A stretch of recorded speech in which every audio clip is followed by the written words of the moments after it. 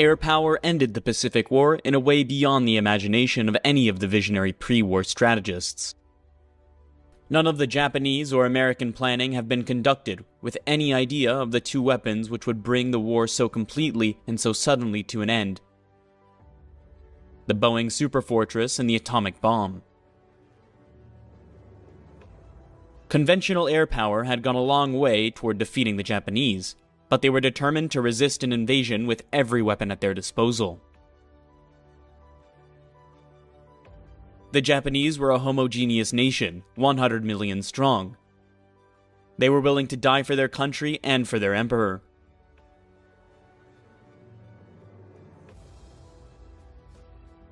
The Boeing B-29 was the most expensive single project of World War II. It cost more than $3 billion for design, development, production, and deployment. The Manhattan Project, which resulted in the atomic bomb, cost $2 billion. The B-29 was clearly the most outstanding bomber in the war by any standards of performance. It was far ahead of the American B-17 and the British Lancaster.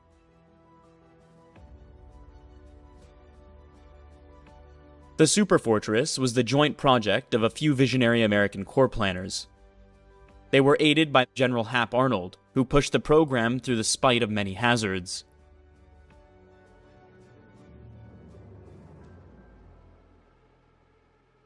The other important factor was the engineering strength and heavy bomber experience of the Boeing Aircraft Corporation.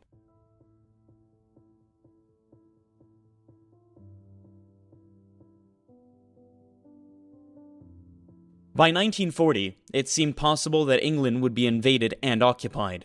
That meant that Nazi Germany would have to be bombed by US bases. The Air Corps called for a speed of 400 miles an hour, a range of 5,333 miles, and a 2,000-pound bomb load. It was an audacious gamble of the part of the Air Corps and of the Boeing Company. Boeing was perhaps taking the greater chance. The Air Corps could hedge its bets with other manufacturers for less ambitious airplanes. But Boeing had to rely not only on its own capability, it also had to trust its vendors. Many of them were being asked to create components fully as advanced as the aircraft itself. Shortcuts had to be taken. Each one added to an already ambitious program. Dollars were freely available, but they were not always a solution.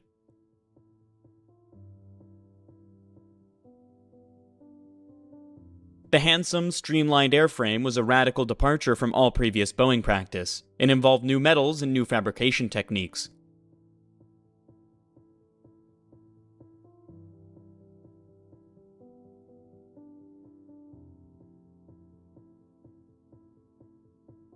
Boeing's entire production capacity was occupied with building the B-17. For the B-29, it was necessary to build entire new plants, and there was a greater challenge: the creation of a new, highly skilled workforce.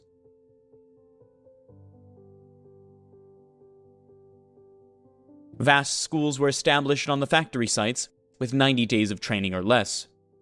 Farmers, housewives, and young people just out of high school were taught how to do everything necessary to build the most complex aircraft in history. By 1943, Boeing had 58,000 employees building the B-29.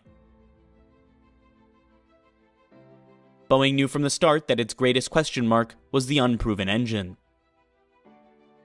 The R-3350 needed several years more development than was available.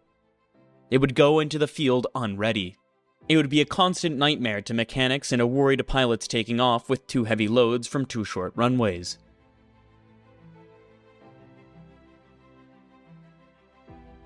Even with the R-3350's power, the speed and range requirements were too difficult to attain. They could only be achieved by combining a highly streamlined design with a wing using a new Boeing high-lift airfoil and sophisticated flap system.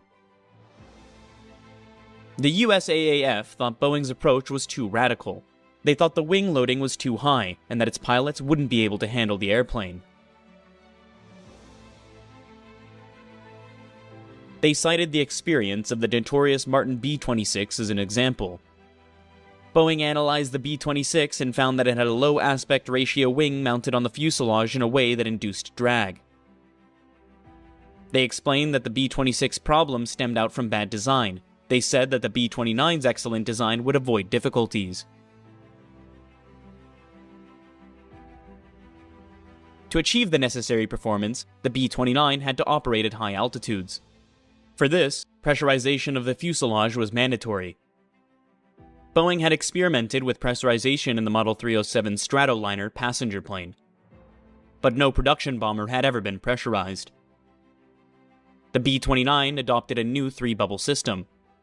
The pilot, co-pilot, engineer, radio operator, and navigator were up in the front pod. The gunners were positioned in the mid-fuselage pressurized area and connected to the cockpit by a tunnel spanning the twin bomb bays. The tail gunner was crammed into a third pressurized compartment in the rear, isolated and very much alone. Because of the pressurization system, standard gun turrets could not be used. The armament had to be remotely operated. A General Electric fire control system had to be created. It used an early computer that compensated for speed, range, altitude, wind temperature, and trajectory. The results were remarkably good. Any gunner apart from the tail gunner could control more than one station. The computers permitted firing at targets beyond the range of conventional hand-operated guns. The demand for the Boeing B-29 increased. Rival firms Bell Aircraft and Glenn O'Martin were tasked to build it.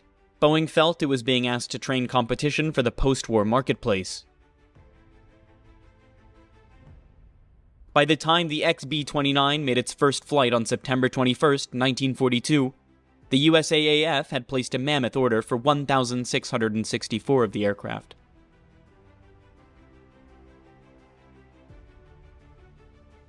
But the first two prototypes caught fire in the air. The second one crashed into a meat packing plant. The entire crew was killed. In spite of all the difficulties, the first B-29 of the 58th Bombardment Wing landed at Kharagpur, India on April 24, 1944 to begin Operation Matterhorn.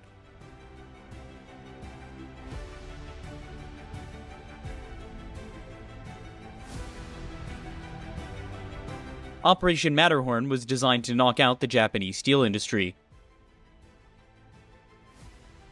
The idea of B-29 bombing Japan from Chinese bases was attractive in political terms. President Roosevelt had promised Shanghai Shek to begin bombing operations against Japan by November 1944. But in practice, it was flawed for a wide variety of economic, logistic, and command reasons. Shanghai Shek's subordinates refused to get serious about building air bases until enough money had been paid to permit embezzlement on a massive scale.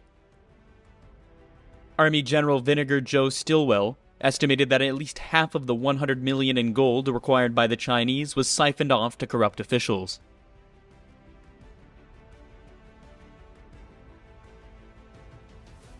The air bases themselves were a monument to the patience and industry of the Chinese people. They literally built them by hand, without power equipment of any sort. They used the most primitive tools to move earth or chip stones.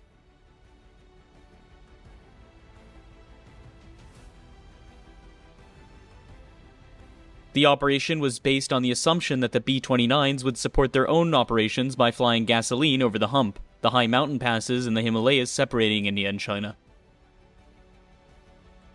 The B-29s would be supported by a fleet of B-24s serving as tankers.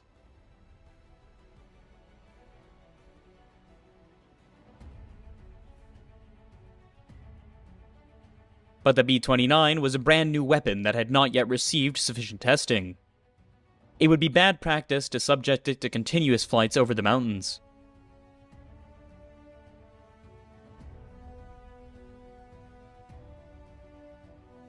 Then, there was the primitive maintenance and the continuing shortage of parts and labor. But the task had to be done. There was no alternative.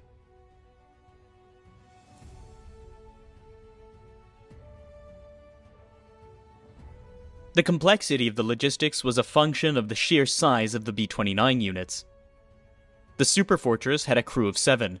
7 aircraft were assigned per squadron, and there were 28 per group, and a grand total of 112 for the wing. Each B-29 was assigned 2 crews. A fully manned wing had a total personnel of 11,112. When all its elements arrived overseas, 20th Bomber Command had more than 20,000 officers and men plucked down in brand new bases in India and China, eager to go to war. Lieutenant General George Stratomayor was made responsible for the 20th Bomber Command's administration and logistics. General Claire Chennault was responsible for the fighter defense and complete ground support of the B-29 bases in China. The B-29's very first combat raid was mounted on June 5, 1944. General Wolfe led 98 aircraft against the railroad marshalling yards in Bangkok, Thailand.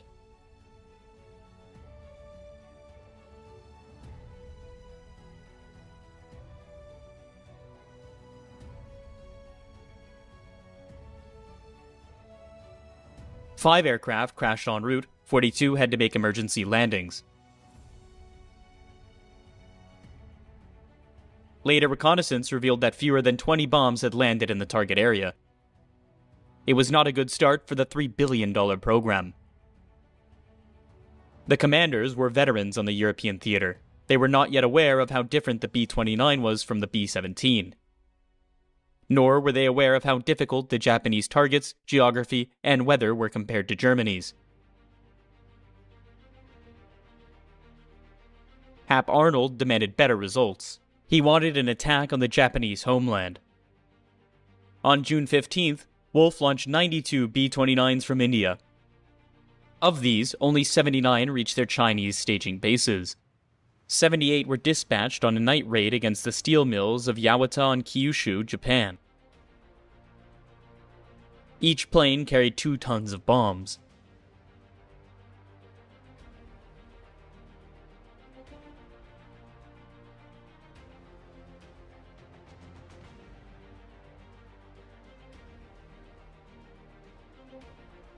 The results were once again disappointing. Only 47 aircraft made it to Yawata. Only one bomb hit Yawata. It damaged a power station more than half a mile from the steel mill coke ovens. The Americans took comfort in the damage they must have caused to Japanese morale, but Arnold was not after Japanese morale. He was after their industry. The story of the next 6 months was much the same. And at home in the US, there was a myriad of B-29 production problems. Wolfe was sent back to sort them out. In September, the 20th Bomber Command was taken over by a firebrand from Europe. His name was Curtis LeMay. The dramatic acceleration of the Pacific War permitted a two-pronged strategy of attack.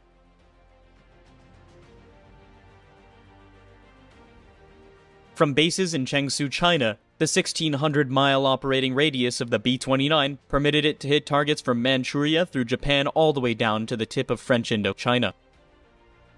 Superfortresses operating from Saipan and the Marianas could cover all the important targets in the heartland of Japan. Curtis LeMay's 20th Bomber Command was the first of 2 proms.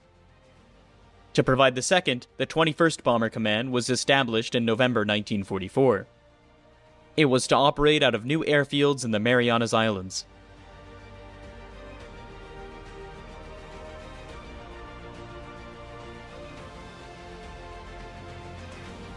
One of the United States Army Air Force's great planners, Possum Hansel, was made commanding officer of the 21st. Hansel landed his B-29 Jolt and Josie, the Pacific Pioneer, on Saipan on October 12, 1944. He was eager to validate in battle the many plans he participated in creating. Well, the first element of the 21st Bomber Command has arrived. When we've done some more fighting, we'll do some more talking. Thanks. Hansel felt the weight of his responsibility. He knew that even Curtis LeMay, in spite of his success in Europe, was having trouble turning things around against the Japanese and China. LeMay's problems with the 20th Command included difficulty of supply and the unreliability of the B-29's R-3350 engines. Occasionally, good bombing results were obtained. In April 1945, the assets of the 20th Bomber Command would be transferred to Tinian and Guam. By then, it had failed in its essential task of sustained bombing of Japan. So much had been expected of the B-29 that the American commanders were driven to prove that it was in fact an excellent weapon.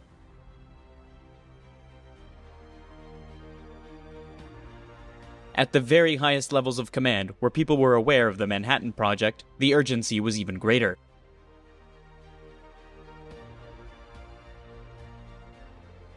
Only the B-29 could carry the atomic bomb. If the Superfortress failed, the Manhattan Project became a complete waste. The pressure was felt and transmitted. But in the months after his arrival on Saipan with the 21st, Hansel was able to do no better than had previously been done in the 20th from China. The Committee of Operational Analysis had reconsidered the priorities in Japan. They now suggested that the aviation industry was the most important target. This had been the Air Force's choice all along. The Joint Chiefs of Staff directed that the principal aircraft engine manufacturers around Tokyo became the primary targets.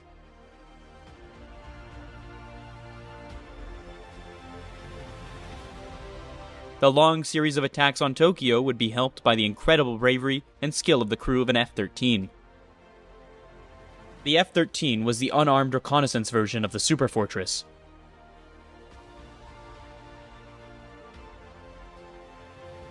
Early in the morning of November 1st, 1944, Captain Ralph D. Stakely's F-13 became the first U.S. plane to fly over Tokyo since the Doolittle raid. These photos became the basis for all U.S. attacks on the city.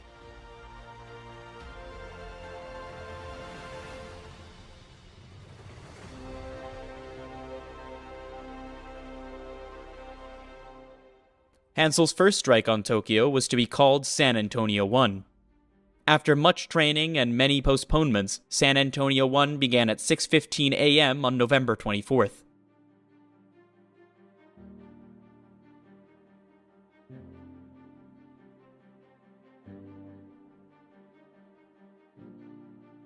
The first plane to roll down Isley Field's runway was Dauntless Dottie, flown by Brigadier General Rosie O'Donnell. His co-pilot, Major Robert K. Morgan, had been a pilot on the famous B-17 Memphis Belle. Dauntless Dottie was followed by 110 more B-29s, carrying 278 tons of bombs. But the promising start to the mission unraveled. 17 aircraft aborted.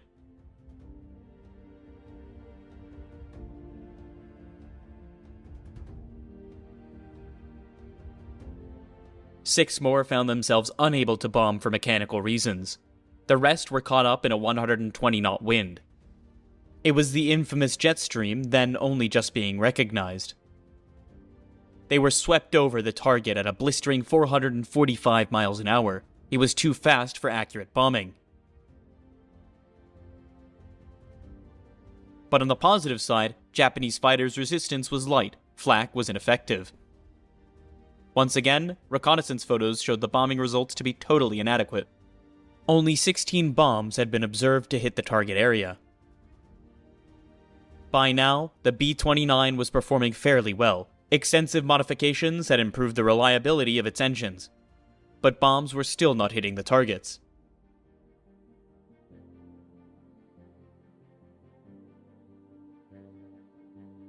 The early Japanese analysis was that the costs of the B-29 were so great and its results so negligible that not even a wealthy nation like the United States could afford to persist the attacks.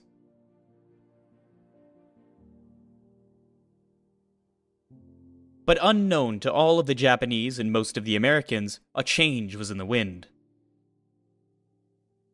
On December 18th, 1944, 84 B-29s of Curtis LeMay's 20th Bomber Command dropped 500 incendiary bombs in a daylight raid on Hankow, China. The attack destroyed the city as a major Japanese base.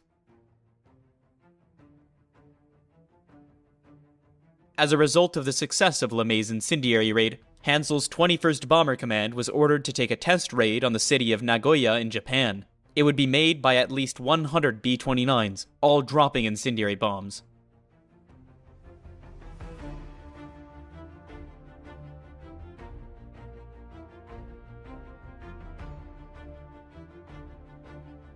Hansel objected, saying that he wanted to continue precision bombing of the Japanese aircraft industry.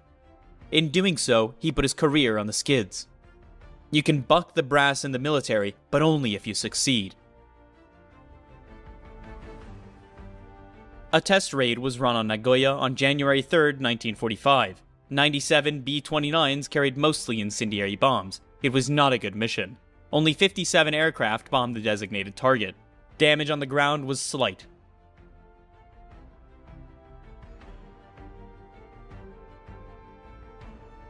The Japanese drew the conclusion that their fire prevention system was highly efficient. It was an erroneous and eventually disastrous assumption. Hansel reverted to his previous precision bombing tactics. He was unable to generate better results, apart from the one successful attack on the Kawasaki aircraft plant near Kobe.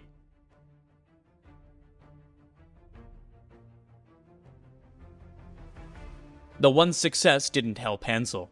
If you worked for Hab Arnold, you delivered or you were relieved.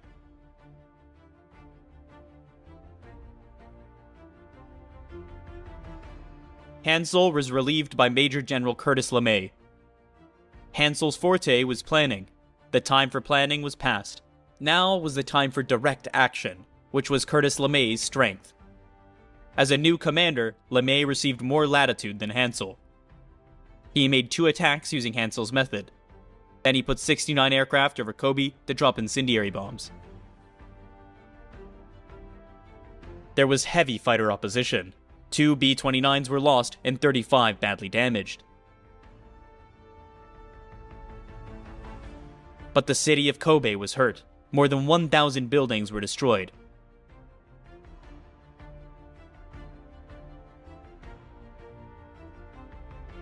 In the latter part of the war, America's overwhelming advantage in numbers and quality usually allowed American forces to brush Japanese opposition aside. As the precision bombing efforts continued, further tests were made with incendiary bombs.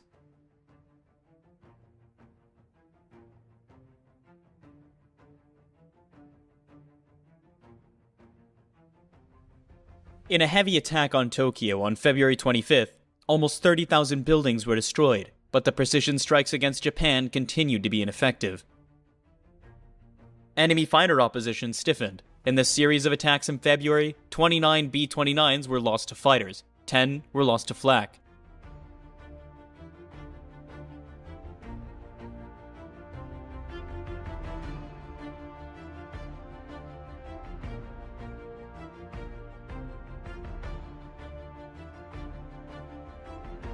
Almost as many were lost on the long over-water trip between Saipan and Japan. Another 21 crashed because of operational problems like engine fires, runaway propellers, or fuel exhaustion. And so far, the results were insignificant. The B-29, the multi-billion-dollar bomber, had failed in its intended role.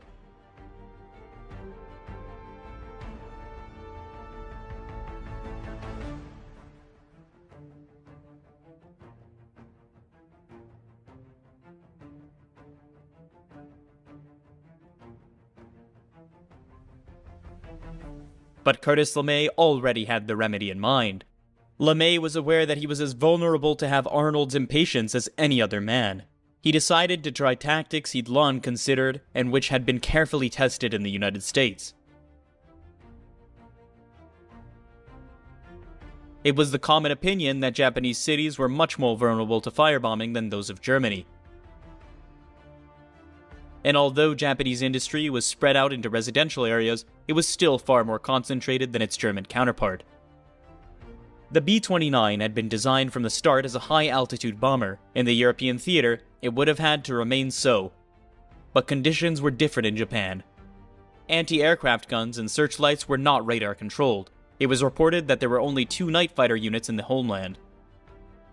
Japanese airborne radar was primitive and not widely used.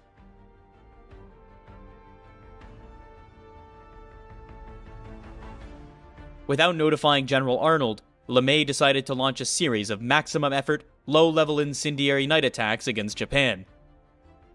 He was putting his career on the line.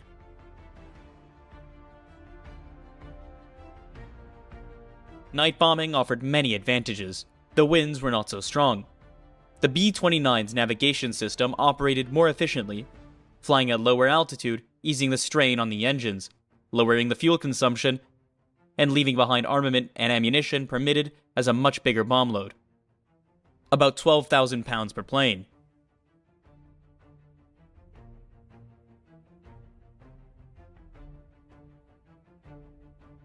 The concept of unarmed, low-level night bombing alarmed many of LeMay's staff.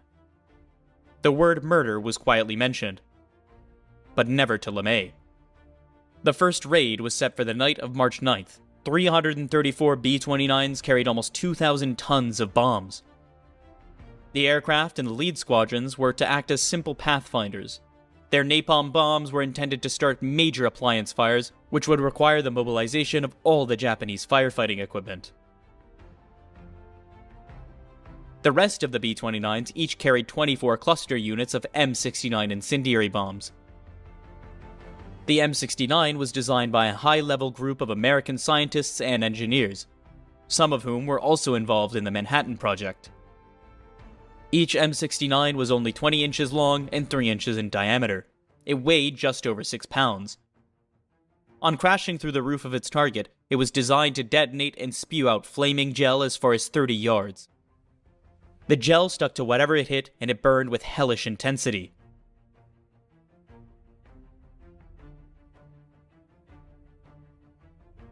The technology of the M69 and the great logistics and support effort needed to deliver its target was an expression of the disparity between the American and Japanese war machines in 1945.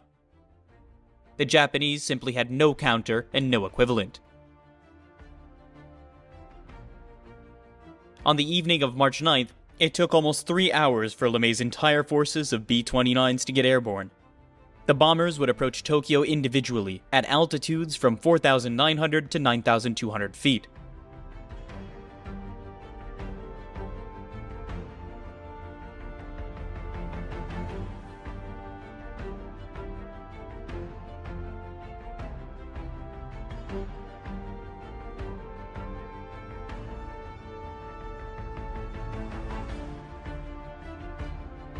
Over Tokyo, the visibility was 10 miles or better.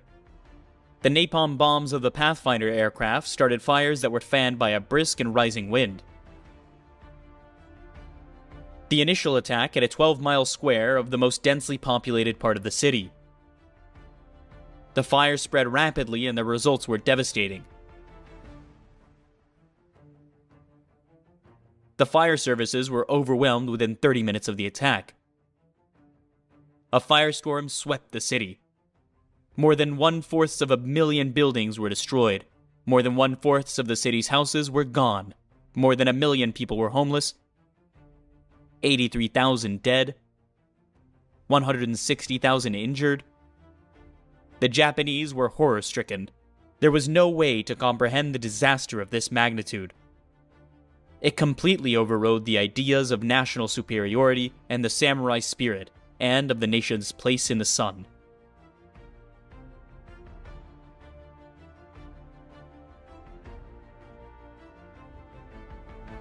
On March 11th, the city of Nagoya became a target for incendiary attack. There was no firestorm, but 2 square miles of the city were destroyed.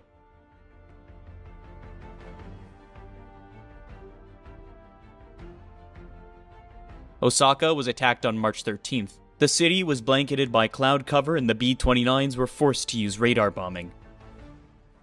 Unexpectedly, that gave more uniform results than visual bombing. Within 3 hours, more than 8 square miles of the city were totally destroyed. Morale in the B-29 units kept climbing. LeMay had found the magic formula. He made maximum use of the B-29 in tactics that took advantage of the enemy's weakness. These tactics converted the B-29 from a blunder to a war winner. LeMay was on a rampage. He drove his crews hard. They were already flying 60 hours a month. That was higher than the average of the 8th Air Force in Europe. But there was a shortage of replacements, and that shortage forced LeMay to increase monthly combat time to 80 hours. He had the scent of victory in his nostrils, victory over Japan, and victory over the concept of air power. LeMay knew that he had arrived at a point that General Coral Spots and Bomber Harris had only dreamed of. He had the ultimate weapon at his disposal, and he knew that there was more to come. He believed that the maximum effort with his command could destroy Japan's ability to wage war. The strength of the 21st Bomber Command grew every day. By April, LeMay had more than 500 aircraft at his disposal. On May 11th, he launched a further attack on the 3 Japanese cities. His goal was to create such havoc that the terrible cost America had borne invading Okinawa would not be repeated in Japan. By June 15th, he had destroyed 112 square miles of Tokyo, Nagoya, Kobe, Osaka, Yokohama, and Kawasaki.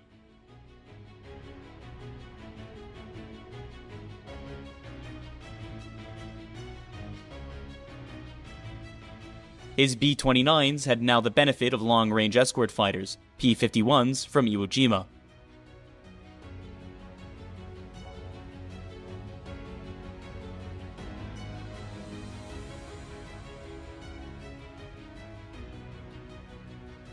LeMay had destroyed the 6 principal industry cities of Japan at a cost of 136 aircraft.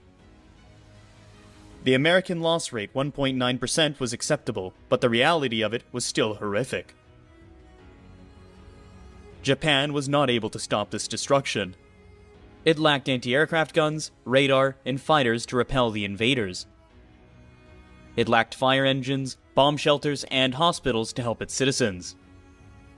Yet Japan was held captive by a martial spirit.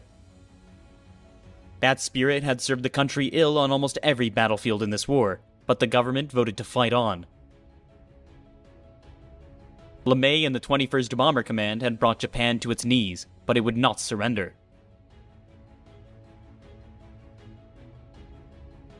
The B-29's success in area bombing was a great relief to all those who had staked so much on its development.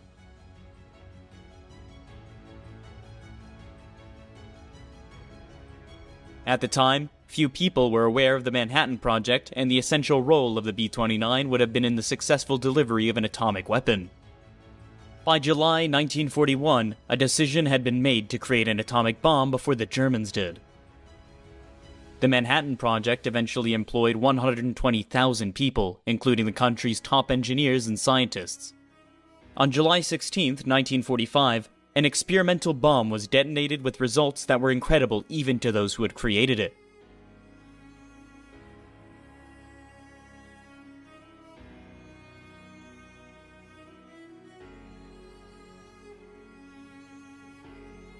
Word of the successful test was immediately sent to the new president, Harry S. Truman. Truman, who was a novice, was plunged into the Potsdam Conference with Winston Churchill and Joseph Stalin. Truman mentioned to Stalin that a powerful new weapon had been tested. Stalin responded that he hoped it would be tested to good effect against the Japanese. Truman was pleased that Stalin did not press for more information.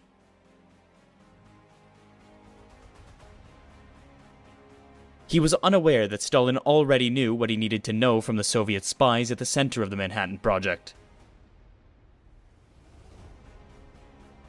The Potsdam Declaration of July 26 indirectly warned the Japanese of the power of a new weapon.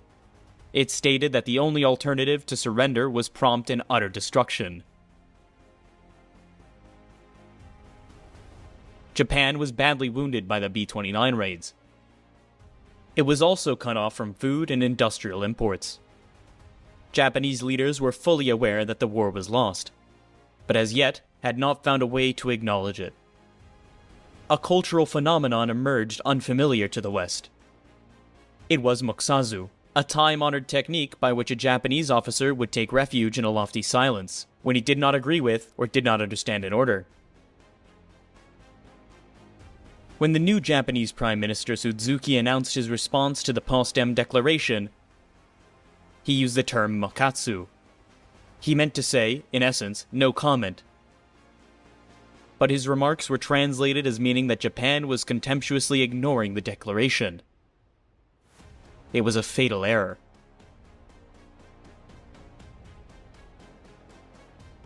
In early 1944, plans for modifying 15 B-29s were formulated. The modifications were not extensive. The atomic bombs were being designed at the same time. The designs were adapted as much as possible to fit the B-29's bomb bay. The following summer, Arnold authorized the top-secret team of experts to create the first combat unit to use the new weapon.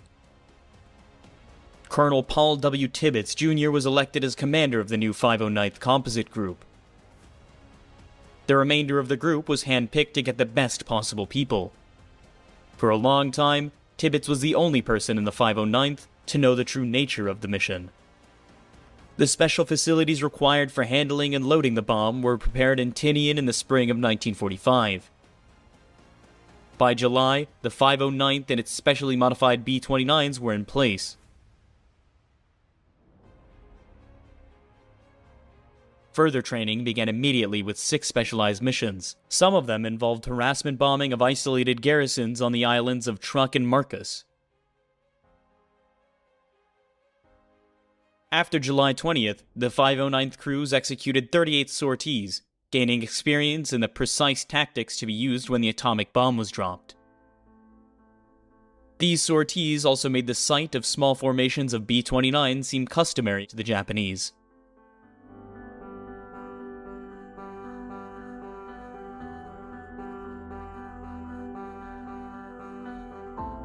A list of target cities was drawn up. They were the largest cities with the least damage remaining in Japan. Kyoto was removed because of its cultural significance and because of the negative reaction in Europe to the bombing of Dresden. Truman and Secretary Stimson felt the destruction of Kyoto might drive Japan into the Russian camp after the war. Hiroshima was now at the head of the line. Later, Nagasaki was added to the list. On Tinian, all necessary elements of the strike were prepared. Field Order No. 13 was signed on August 2, 1945 by Lieutenant General Nathan Twining. It directed the 509th Group to make a visual attack on Hiroshima. At one time, Hiroshima had been a busy naval port, but the port had been mined and the population was now reduced to under 250,000 people. There were many military installations. The entire economy was geared to the Japanese war effort. There were no Allied prisoner of war camps in the area.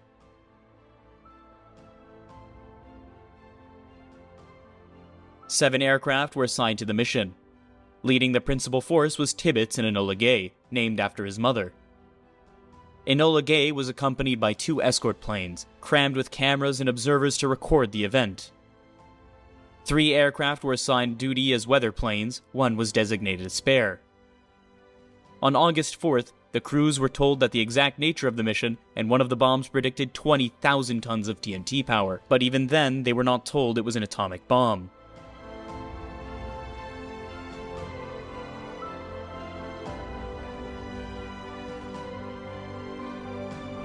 At 2:45 in the morning of August 6, the Enola Gay took off.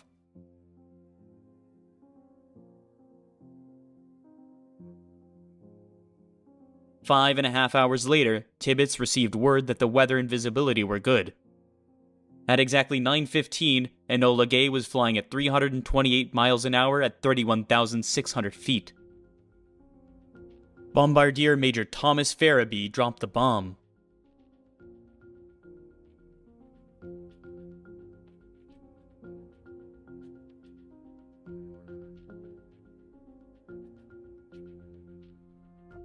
Tibbets then executed what later became known as the breakaway maneuver, a steeply banked 150-degree turn to avoid the expected blast by the time the bomb exploded 50 seconds later. The Enola Gay was 19 miles away.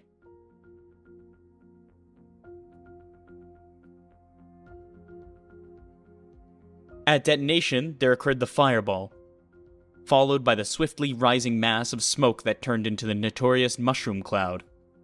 The cloud that still casts its symbolic shadow. President Truman immediately announced the event to the world. The news amazed every many members of the 509th Composite Group.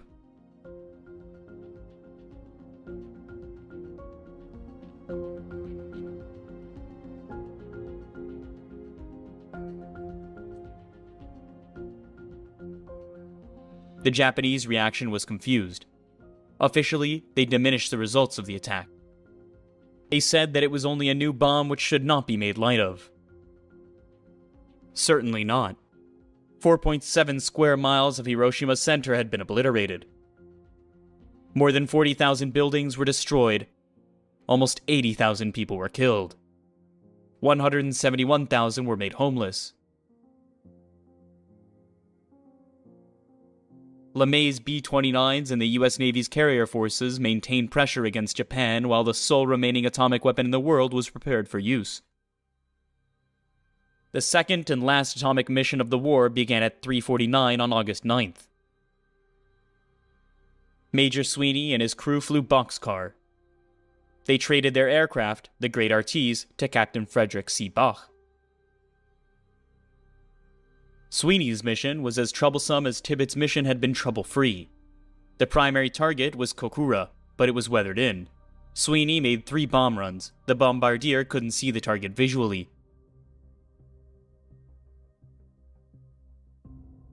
Some Japanese fighters were in the area. Sweeney diverted to the secondary target, Nagasaki, which was also cloud-covered. Boxcar used radio for its run-in at the last minute. The bombardier, Captain Kermit Behan, saw the target at 10:58. He hit the bomb release. Most people were either at work or at home when the bomb detonated within 1 mile of the 2 huge Mitsubishi arms factories.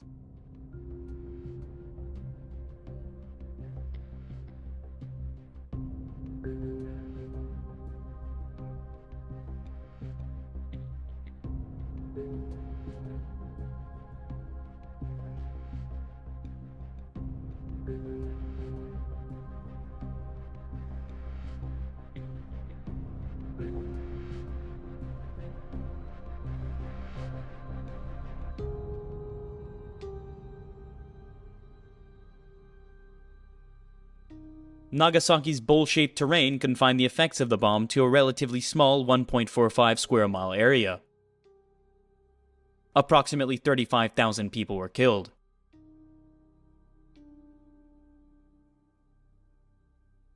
Incredibly, Emperor Hirohito's advisors on the Supreme Council for the direction of the war still debated whether or not to surrender. As Adolf Hitler had done, the military faction still wanted to resist in hope of obtaining better terms. On August 19th, the Japanese announced not their surrender, but their willingness to accept the Potsdam Declaration. In the days preceding the Japanese statement, routine B-29 missions had continued. On August 11th, they were suspended to give the negotiations a chance to mature. The United States responded to the August 10th Japanese statement by advising that from the moment of surrender, the authority of the Emperor and the Japanese government were subject to the Supreme Commander of the Allied Powers.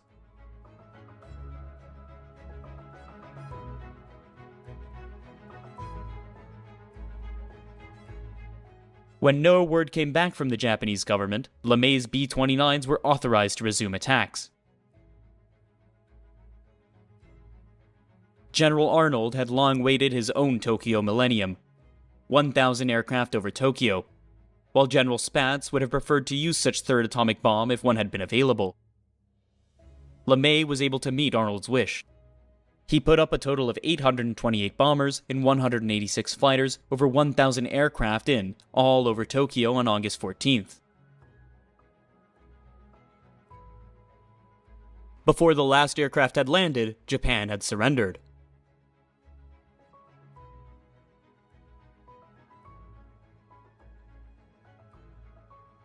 The American forces continued to make a display of their air power over Japan. This reached the highlight September 2nd. 462 B-29s cruised over Tokyo Bay. All the surrender was signed aboard the USS Missouri. In the meantime, 900 B-29s had dropped almost 5,000 tons of supplies to more than 63,000 prisoners of war. Not only that, but camps in Japan, China, and Korea.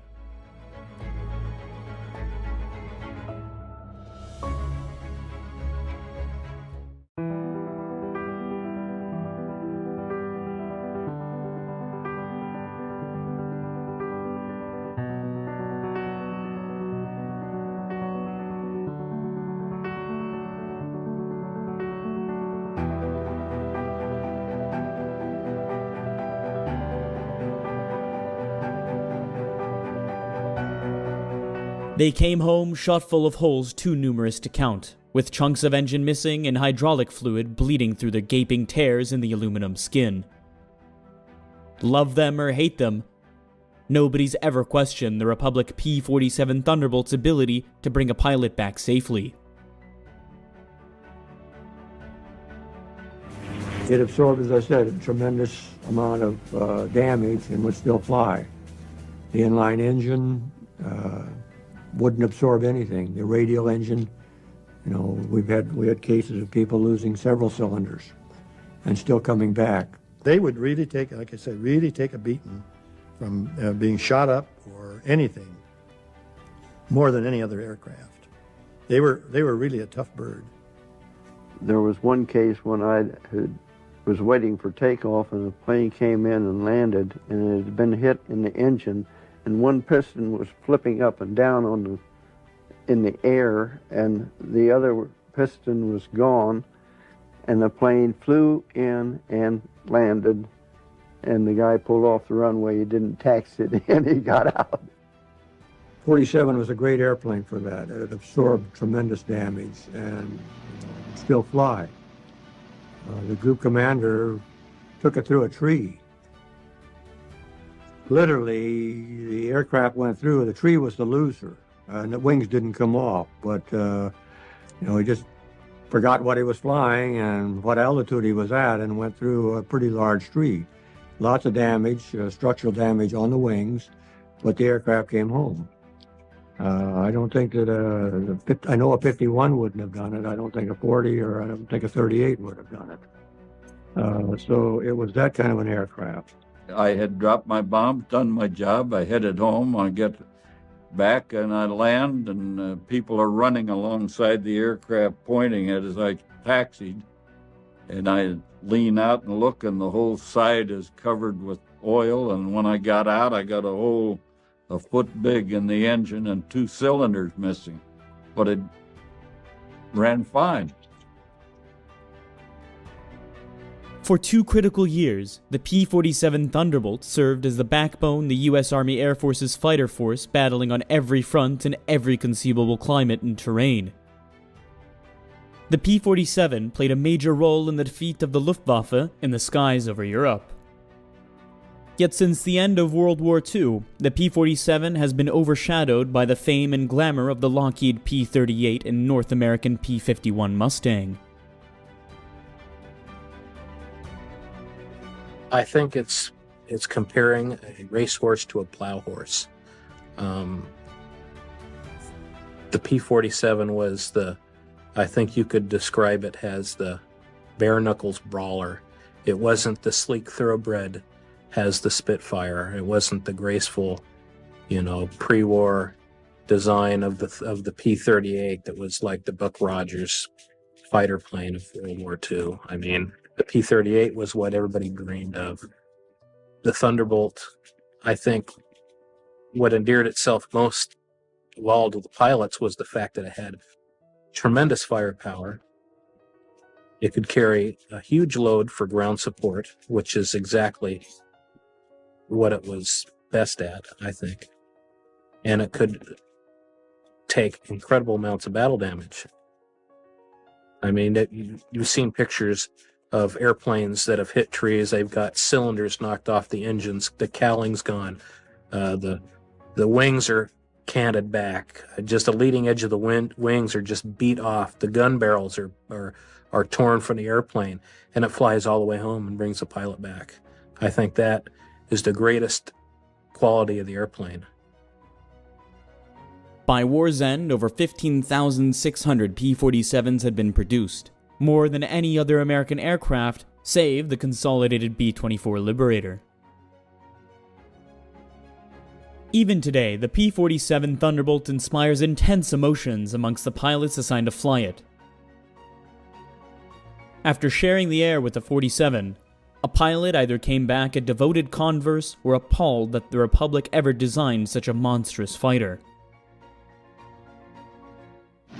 When I took my training, I took it at Bradley Field in Connecticut, and there were P-40 pilots that were there, and they didn't fly with you, and all they did was check you out. And they weren't weren't really too enthused with the P-47. So when I went overseas, I did not want to fly the P-47. I wanted to get out of the 38s or 51s. When I got to this base, a P-47 came over there, and he went across that base. He pulled up and did one roll, and we just were in awe, you know. My God, that thing will fly.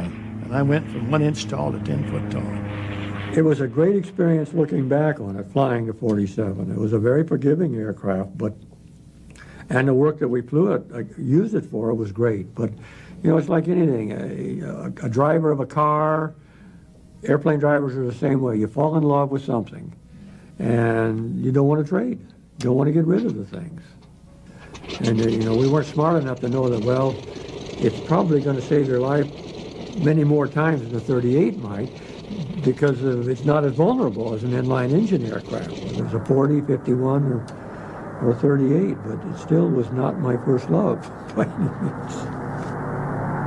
The models that I flew were very sluggish in climbing. In fact, I didn't consider it very good until you got to a higher altitude, you know, where your supercharged engine was a big advantage. I think a fighter pilot would probably live longer in a P-47 than any other fighter. It's more rugged by far than any other fighter. And we only had them for a short time. They gave us our P-40s, or we were flying P-40s at the time, all the time that we were transitioning into the 47s, and they just decided to take the P-47s away and let us continue with the P-40s. And I think we were all happy about that. Love or hate the P-47, everyone agreed on one thing. It was the toughest fighter ever built. Practically everyone who flew the Thunderbolt has a story to tell about its legendary durability. They speak of holes hacked out of the wing by light flak that were so big ground crewmen posed with their heads poking through them. Others remember cannon shells severing controls, tearing great gouges out of the cowling. They remember the thumping of the bullets as they slammed into the armor plating behind their seat. And they remember thanking God and Republic for building the P-47 like a brick outhouse. Tough enough to handle the dirtiest of dirty work, and built to survive a Kansas tornado.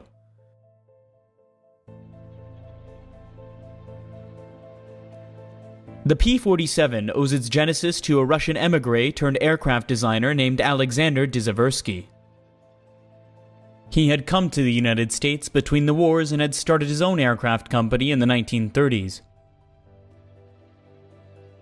He was a Russian immigrant who flew during World War I and was a great proponent of pursuit aviation. The P-35 was his original fighter, low wing, all metal, retractable landing gear. The second aircraft was the P-43 Lancer, which was a further refinement of the P-35 design. The ultimate was the P-47, which was the final derivative.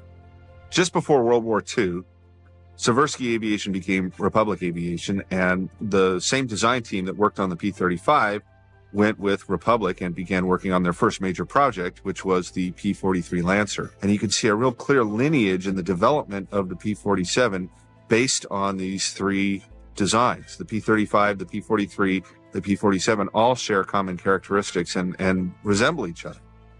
Well, the P-43 went into production shortly after World War II began, and it served as an export fighter. It wasn't something that the U.S. Army Air Force could use, so Republic sent it overseas to the Chinese, where it did not have a very distinguished service career by any means.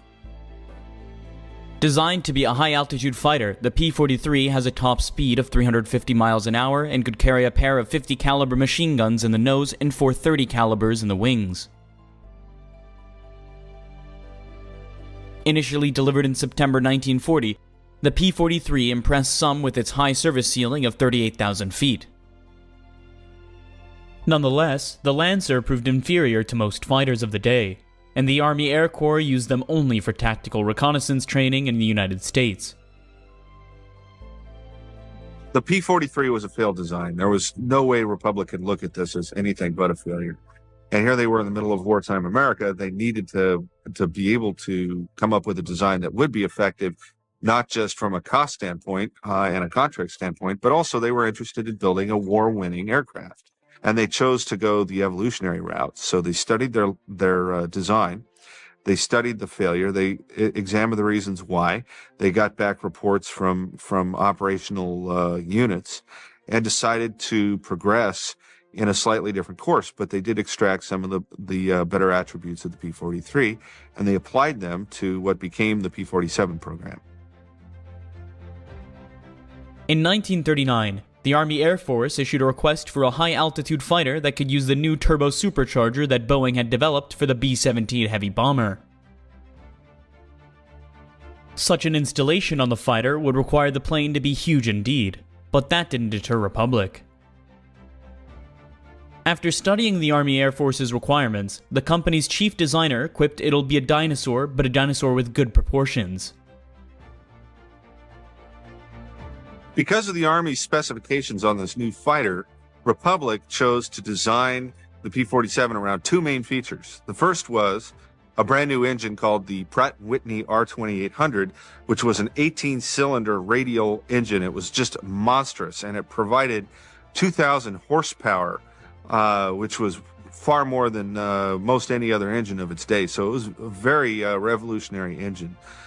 The other thing that they needed to design around was the fact that the turbo supercharger took up a lot of space. So the reason why the fuselage for the P-47 is so deep is because of the fact that the engine was so enormous to begin with, and the ductwork and all the accoutrements for the turbo supercharger required a massive amount of space. Dubbed the XP-47B, the new fighter possessed enormous gait. As it sat on its wide, long landing gear, it remained some of a giant milk jug on wheels.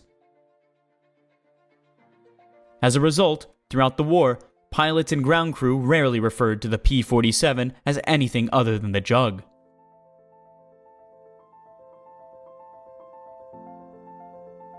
In June of 1940, this is a year and a half before the war starts, the U.S. Army Air Corps places an order for 773 P-47s with Republic.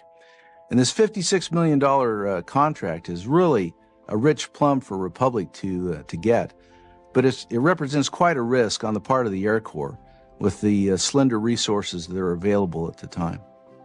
Not only was it risky, but it was a leap of faith that Republic could actually deliver. At the same time, the fact that they did this a year before the prototype flew was also symptomatic of a larger problem, which was there were so few combat-capable aircraft, especially fighter designs, being conceived of and built in the United States at the time, that the Air Force had to take the risk. There really wasn't very many other options. Republic's early test flights of the prototype revealed tremendous potential and more than justified the Army's leap of faith.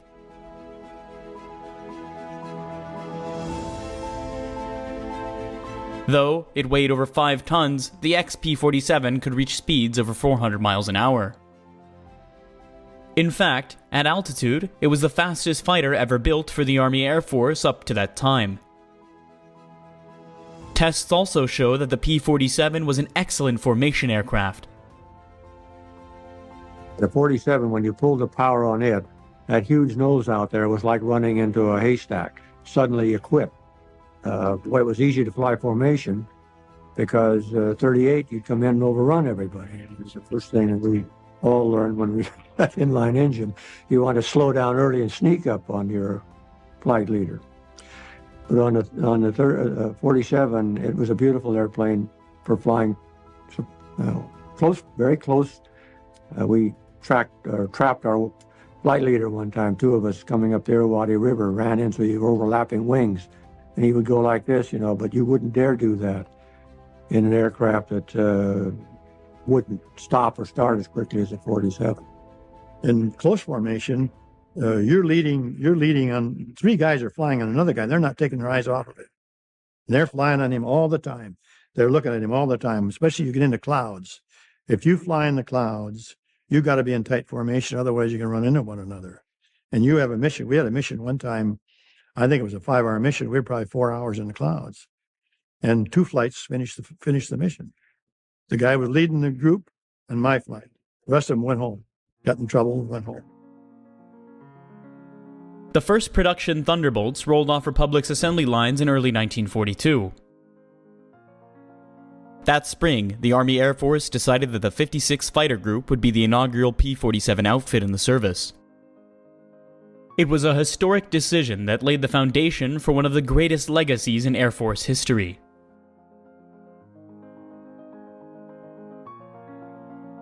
With its P-47 Thunderbolts, the 56 Fighter Group, by war's end, become one of the highest scoring outfits in history.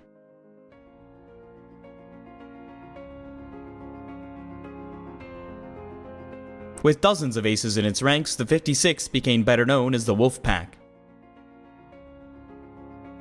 In the spring of 1942, the recently formed 56 Fighter Group that had been training with a motley collection of P-40s, P-39s, and AT-6s was given the first production batch of Thunderbolts. Known as Zemke's Wolfpack, after the commander's hub Zemke, the 56 Fighter Group would fly P-47s for 3 years straight, while building up a combat history that has become legendary since the war. Hub Zemke was one of those rare pilots who possessed a very interesting blend of talents. One of the things that he is remembered for is his uncanny marksmanship. He was a great shot. He was also a great aviator. He was a tremendous pilot, had phenomenal talent there.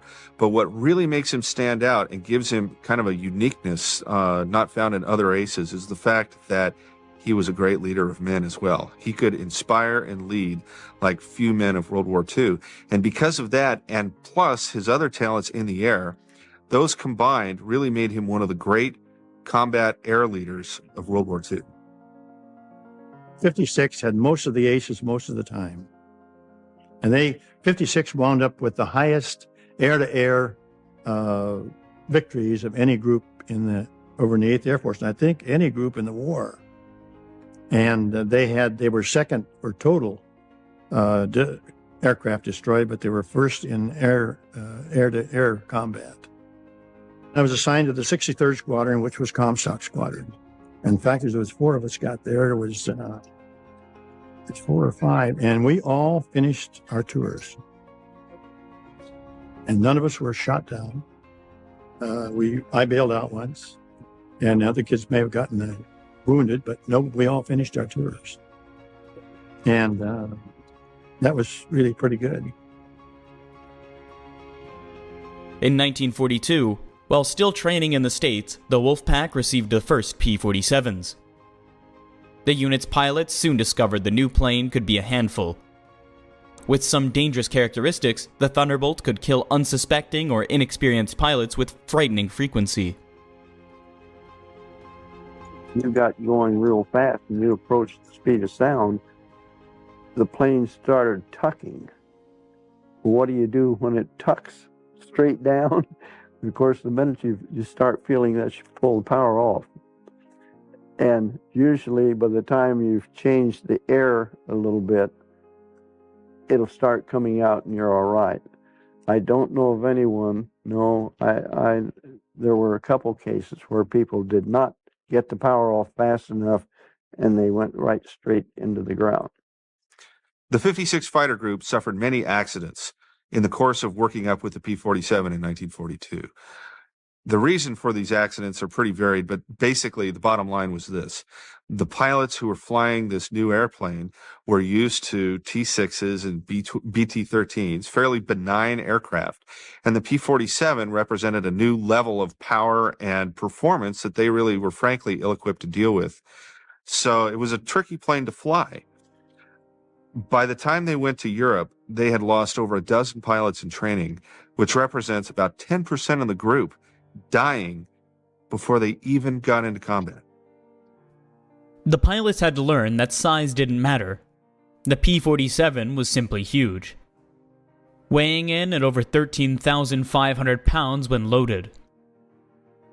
With a wingspan of 40 feet and a length of 36 feet and sitting 15 feet off the ground, the P-47 towered over the splendidly legged P-39s and sleek P-40 as the 56 had been flying. The P-47 was probably what was the heaviest fighter that they built. It weighed 14,000 pounds loaded when you were going to take off on combat. Despite its size at high altitude, the men of the 56 discovered their new fighter could outperform every other American aircraft, Army, Air Force, or Navy of its day.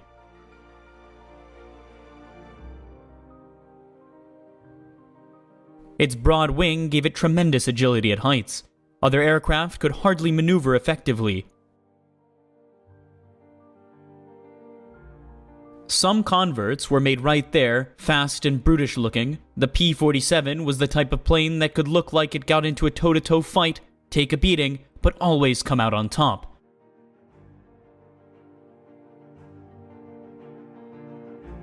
And it could dish out far deadlier punishment than any other World War II fighter with 850 caliber machine guns. The Thunderbolt's firepower was truly awesome.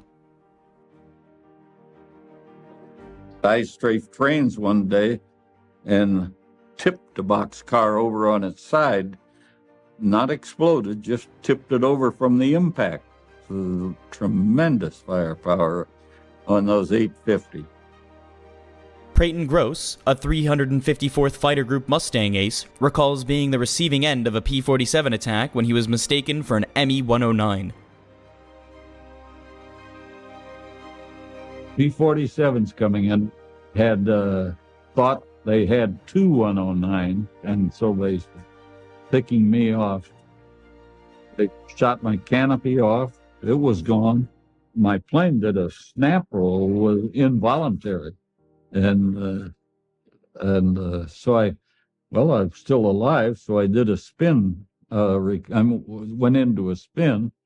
I did a recovery and pulled out, and here came the P-47s again, and I rocked my wing frantically, and this guy pulls up alongside of me and goes, "Oh!" and takes off and leaves me there. And I didn't know how badly my plane had been hit. The radio worked, the controls worked. I came back, and the plane had almost 100 holes in it. Some entry, some leaving, but it was like a sieve. With terrific firepower, excellent high-altitude performance, and an airframe built to withstand massive amounts of damage, the men of the 56 Fighter Group gradually grew to love their P-47 Thunderbolts. By the time the group deployed to New England to join the 8th Air Force in early 1943, its pilots were some of the fiercest P-47 advocates in the Army Air Force.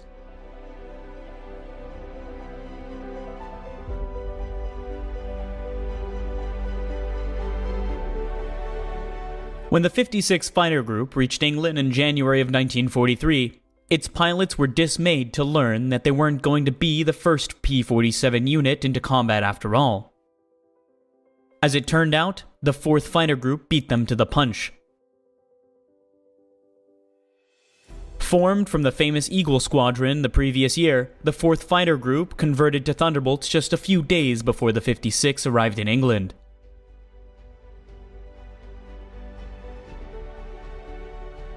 And here, the love-hate relationship that characterized a pilot's relationship with the P-47 began. The man of Don Blakesley's 4th Fighter Group had been used to light the nimble Spitfires. None of them wanted to part with their Spits, especially not for something as huge as ungainly as the Thunderbolt. As much as the 56 Fighter Group loved their P-47s, the 4th despised theirs. The first combat missions flown by the P-47s took place in the spring of 1943. The 8th Air Force had several Thunderbolt groups by then, and the units began flying sweeps over France to get acquainted with air combat. These early P-47 operations in the fighter sweeps over France were plagued by several difficulties. First of all, this was a new aircraft. It had its fair share of mechanical problems that had to be worked out. Secondly, the American pilots were simply green and inexperienced at this point in the war. And lastly, and probably most significantly, they were up against some of the best German fighter pilots at the time, and therefore some of the best in the world. And they were flying FW-190As and Messerschmitt 109Gs, some of the best fighter aircraft in the world at the time. Then, on April 15th, Tax Day, Uncle Sam finally received payback for all the money invested in the P-47. A squadron from the 4th Fighter Group, while on patrol over France, caught 2 FW-190s in the air and shot them both down. Those would be the only victories the Thunderbolt would have for quite some time. In the first 2 months of combat operations, the 3 P-47 groups flew 2,279 sorties, resulting in 10 German planes claimed as destroyed. In return, 18 47s had been lost. Both to enemy fire and catastrophic engine failure, and the 56, which had been the biggest supporter of the Thunderbolt, had yet to get its first victory.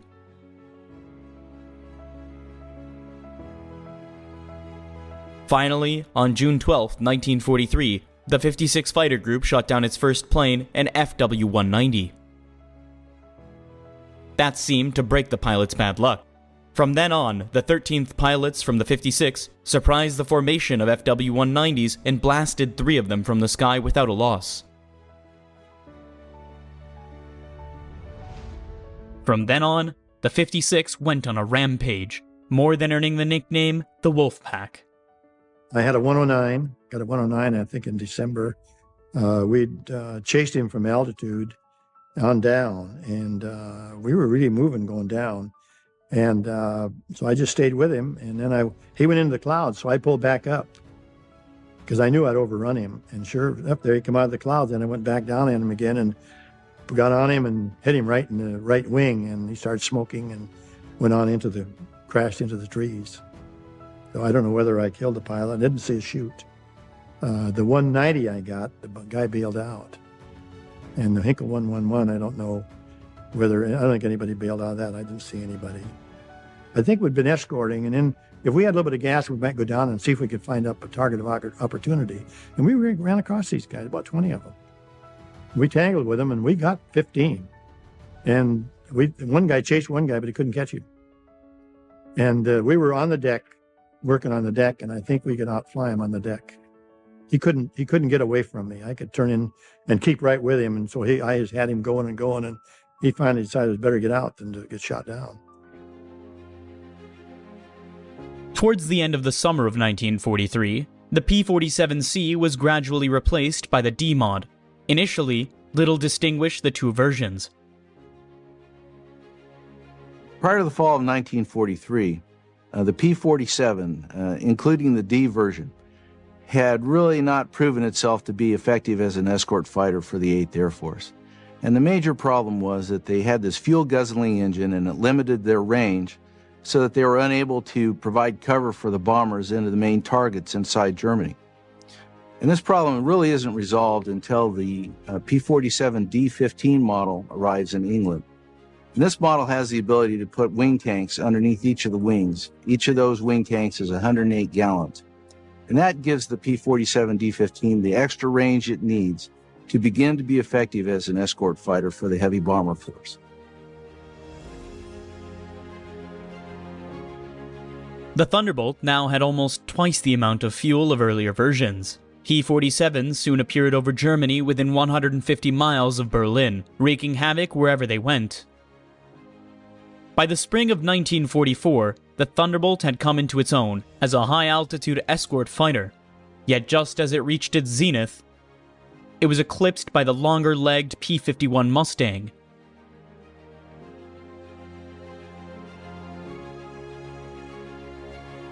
As more P-51 Mustangs flooded in England, the Thunderbolts rapidly disappeared from the 8th Air Force inventory until just the 56 Fighter Group continued to fly them.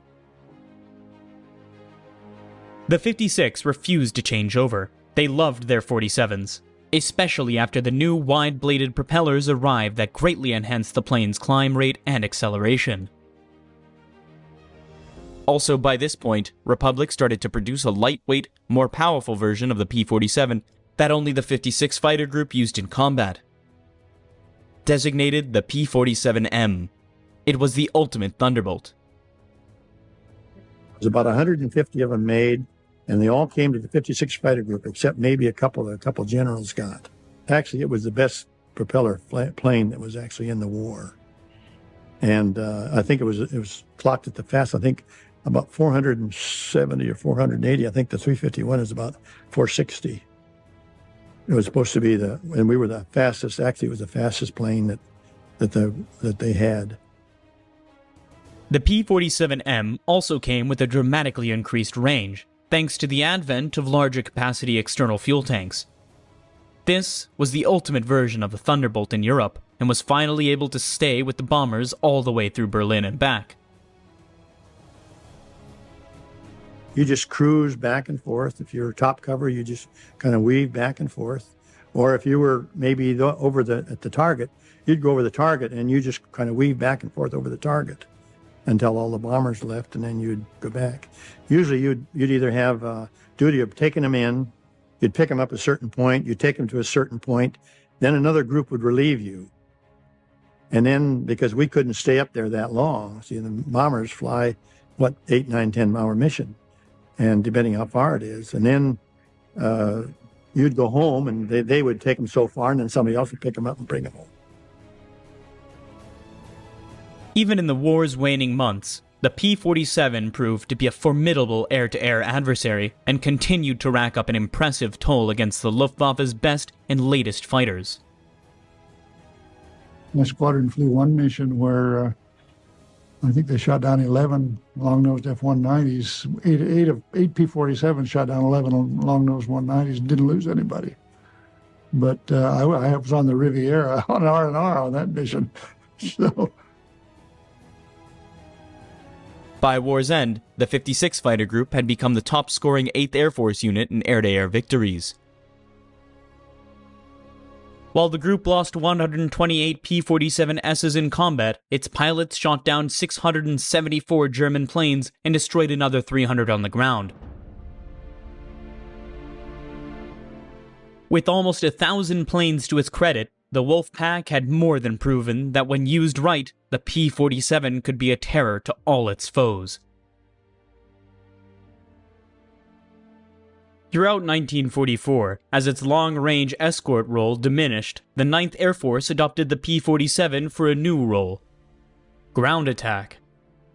Never designed for low-altitude work, pilots weren't sure how the Thunderbolt would function down on the treetops, shooting up German targets on the ground.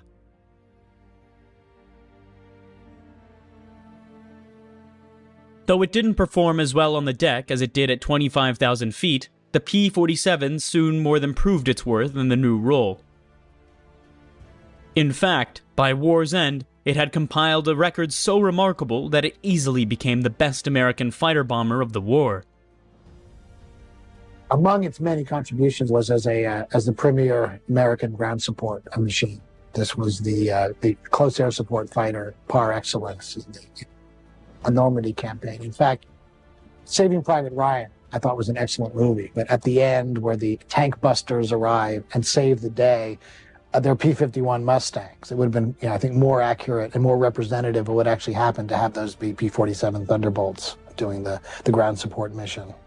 Because the P-47 was a true ground support star, whereas the P-51, yes, it did those missions, but that wasn't its major contribution.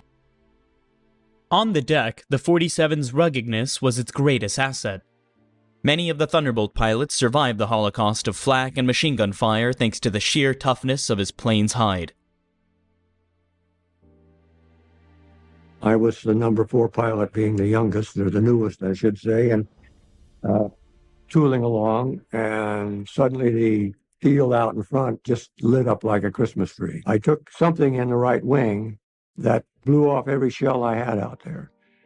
I had not fired a round at that time, but it had to have been of incendiary nature because there wasn't any ammunition left when it was all over. It blew the gun tray lid on the 4 guns out in the right wing up about that high, and of course holes all over the thing. Headed for home. Decided the damn thing was flying and I would stay with it. Let down then, probably about 20, 30 miles from home, put the wheels down way out. Everything worked fine, except that the stall speed was all screwed up. Landed, burned the brakes out or not, I really didn't care. They class 2060 airplane anyway. We didn't have repairs for them, and with that wing the way it was, I guess I was forever thankful that the darn gear went down. But 1,800 rounds, and you could see visible flame in there from whatever hit it, set it off or set the ammunition off. That was, be real proud, even though he didn't like the 47, having come from 38s, but it absorbed tremendous damage. As far as I was concerned, it was a testimony to the manufacturing talent of the Republic. The Thunderbolt's powerful engine could drag aloft a dizzying array of bombs and rockets, making it amazingly versatile in the fighter-bomber role. We had two 500-pound bombs, and then normally we carried a fragmentation bomb on the belly, 260-pound frag bomb, which was an anti-personnel bomb. Carried a wide variety of bombs and what have you. We carried two 500-pound bombs. We carried napalm. We carried 1,000-pound straight GPs. We carried 1,000-pound. They were in a shell similar to a 50-gallon drum, just pure dynamite. They were concussion instruments because some of the areas that we were dive bombing in and against troops were steep enough that the concussion, the blast, would kill people. It just depended on what the particular ground support mission requested. As the P-47's role as an escort fighter was eclipsed by the P-51, so grew its role as a ground attack weapon. 9th Air Force P-47s played a tremendously important role from D-Day through to the end of the war, supporting the ground troops as they pushed forward and to the right. We were almost entirely there to support troops on the ground. In my case, we were in what we call 29th TAC. The 9th Air Force is organized into three tactical air forces, 9th, 19th, and 29th. And 9th was on the south end, 19th was in the middle, and 29th was on the north end of the U.S. forces as we were going across France and Germany. And so we supported the troops that were in 9th Army.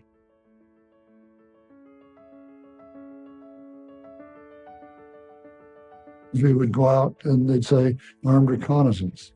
And what that meant essentially was if you see anything moving, go shoot, go hit it. Because by that time in the war, the Germans, there were no civilian vehicles moving in Germany. They were all related to military in some way. Even the horse-drawn and all that was usually carrying ammunition or food or something for the troops. And anything from a single staff car to a convoy of trucks would be a target if it was moving and we were there.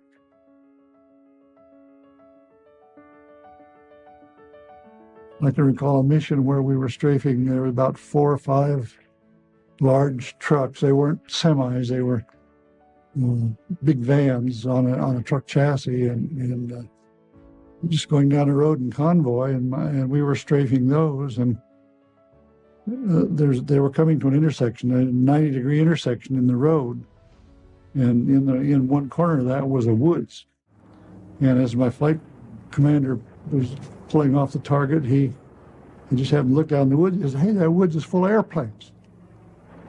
So next time around, he made a pass on the woods, strafing. And we hadn't had a shot fired at us till then, and then the whole sky lit up. And he got 104 or 5 holes in the squadron commander's airplane in the process. Lost a cylinder off his engine, and I lost his radio. I was flying his wing, and he hollered at us, "Don't come in," and none of the rest of us did. So he's the only one that got hit. But he got it home with 104 holes in the airplane and 1 cylinder missing off the engine, and so on. And the next day they went back out and bombed the airfield itself and knocked it out. Tanks were flying targets for the rolling bands of Thunderbolt pilots. During the Battle of the Bulge, the P-47 squadrons helped blunt the German attacks on those few days when the weather cleared enough to get the planes aloft. Our target ended up being, it was 5, might have been 6 Tiger tanks that were parked in an open field, snow on the ground. So they were probably very visible, parked in an open field. And I think probably because of the fuel situation, the Germans had no fuel. They were out of fuel. And they had parked them there and lined them up and were using them as artillery. But those were our targets. And the guy, it's a kind of a story in my group, or in my squadron. I just saw the guy yesterday. Dropped a 500-pound bomb right down the open hatch of a Tiger tank. It just happened to go right in the hatch. During the crossing of the line, the 9th Air Force's P-47s once more played a key role in the overall operation.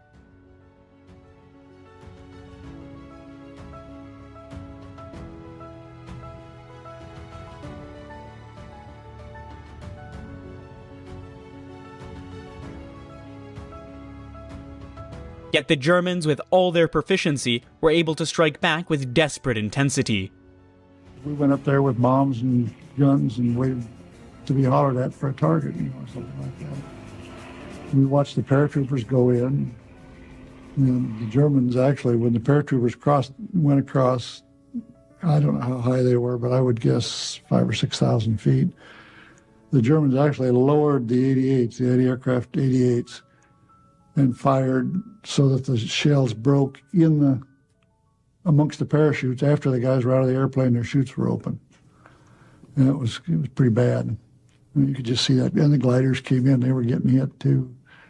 But, and while we were doing that, waiting for a target to be called, we had a squadron of British Lancasters come overhead and open our bomb bay doors and start dropping bombs just almost through our formation. There was a lot going on. It wasn't all coordinated as well as it could have been. Nobody got hit or hurt, so we were okay.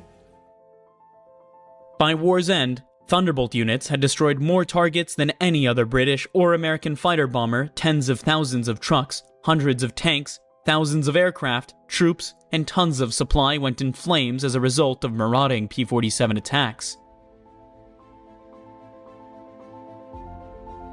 No other aircraft pack as devastating a punch, and nothing in the air could take the amount of ground fire and get its pilot home as could the beloved P-47.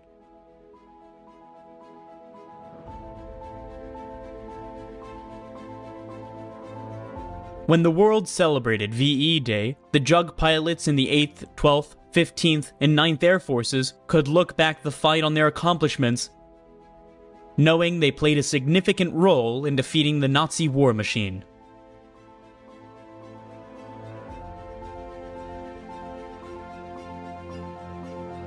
While the P-47 played an integral role in the war in Europe, Thunderbolts had less success in the Pacific theater until very late in the war. The major thing that stymied the 47's operational use against the Japanese was its massive fuel consumption. What really shook us up when we were getting P-47s in New Guinea was the way that thing consumed gasoline. Fuel consumption was enormous, compared to a P-40. The P-47 represented a lot of challenges to the guys in the 5th Air Force, one of which was the fact that it consumed fuel at such a rapid rate. But when the 348th Fighter Group arrived in the Southwest Pacific, its commanding officer, Neil Kirby, became one of the advocates for the Thunderbolt. And he went all over to different fighter units in the 5th Air Force to try to convince, he was almost evangelical about it, to try to convince the other fighter leaders that this was a terrific aircraft type. He was met by stiff resistance, but eventually there were several Thunderbolt groups that were deployed into the Southwest Pacific, and they gradually figured out ways to work around the fuel consumption issues. Half a world away, Claire Chennault's 14th Air Force in China was offered the P-47. Chennault, with his crippling fuel shortage, was not impressed. They took the 47, they ferried them across to China. And when Chennault found out the kind of fuel consumption the 47 had, he kicked them out of there in one big hurry. Just couldn't afford that kind of a drain on his limited fuel supplies. Though the P-47 never saw wide-span use in China, it turned out to be an excellent fighter bomber for Burma.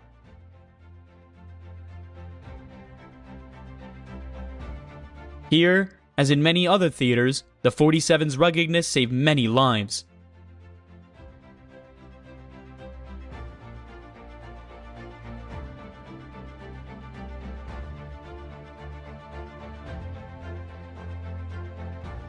Meanwhile, as the front moved closer to Japan and the Central Pacific, the P-47 squadrons of the 7th Air Force were in the vanguard of the advance.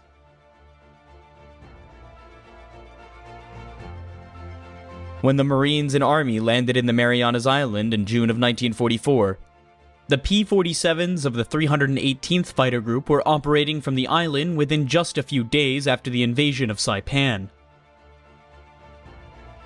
Getting to Saipan, however, proved to be a great challenge, unable to ferry them in from any forward Central Pacific air bases.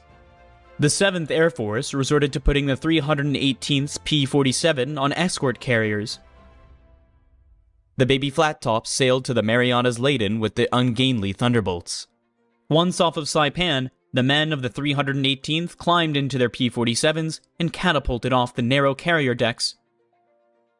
Miraculously, not a single P-47 was lost during the operation, and the 318th was soon operating in support of the ground troops from Isley Field, on Saipan.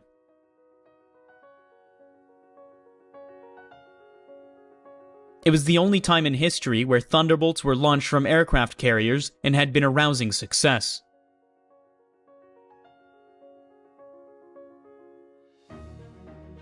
At war's end, the 7th, 13th, and 5th Air Force's P-47 groups were marshaled around Ishima and Okinawa. Preparation for the invasion of Japan flying ground attack, combat air patrol, and long-range escort engines right up to the Japanese surrender, the Pacific Thunderbolts were given a solid, if unspectacular, account of themselves. In one of the last and great Thunderbolt fights, the 318th Fighter Group managed to shoot down 34 kamikazes of Okinawa in the running 4-hour battle.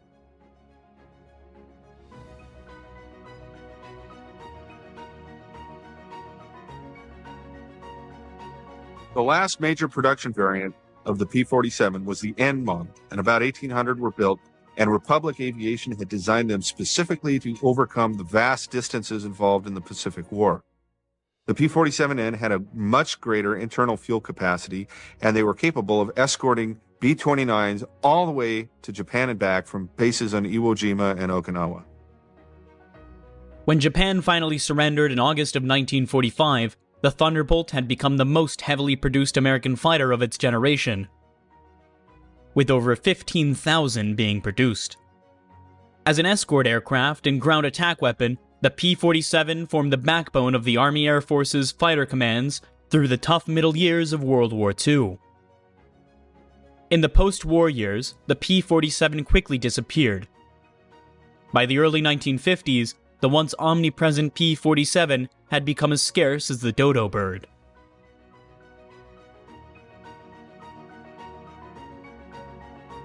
As the war faded into memory, the Thunderbolt and its accomplishments were steadily obscured by the P-51 Mustang. For 55 years, the P-47 has lived in the P-51's shadow. In reality, no other fighter contributed more to victory than the Thunderbolt. It did the dirty work, the trying ground attack and close air support missions that held no glory, but saved the lives of countless GIs in the process.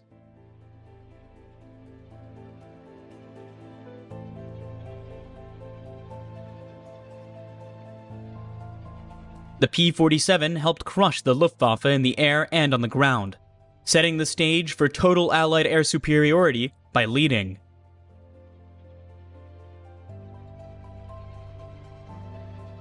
Workhorse. Loved by some, despised by others, the P-47 ranks as one of the greatest aerial weapons to have ever existed during World War II.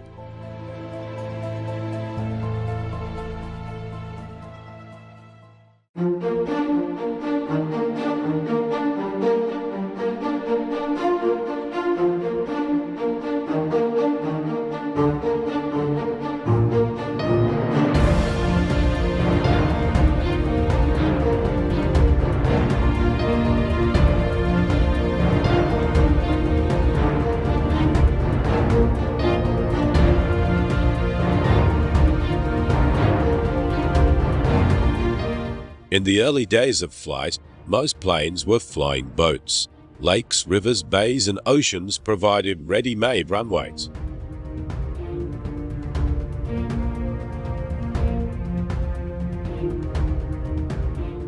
But by the time World War II started, these runways were not always located where runways were needed.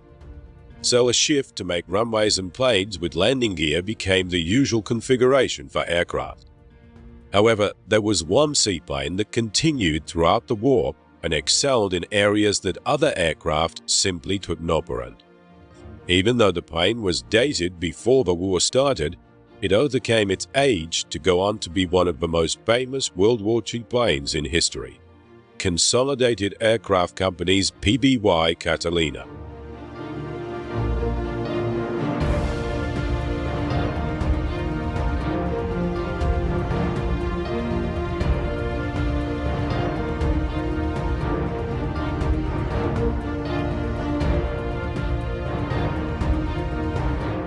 Like most illustrious planes of the bygone eras of the Great Wars, the Catalina's creation can be found in the aspirations of one of aviation's great pioneers.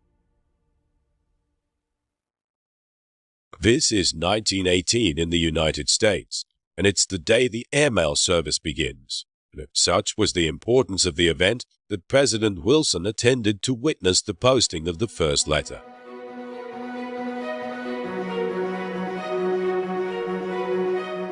The pilot of the aircraft was Major Reuben Fleet.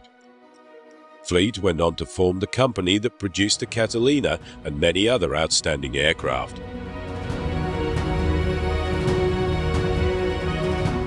The corporation was Consolidated Aircraft Company, which was based in Buffalo. But by 1936, he'd moved the company to this site in San Diego, California, to build the Navy's new flying boat.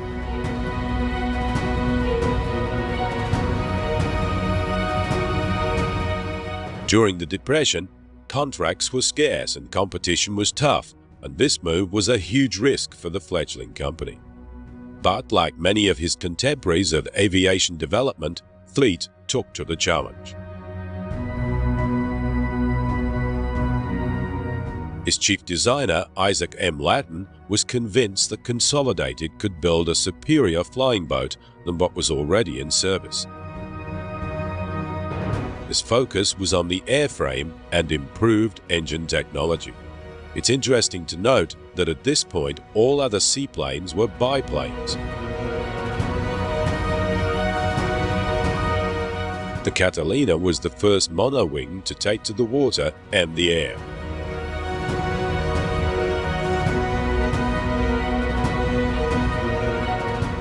The original model was flown in 1933.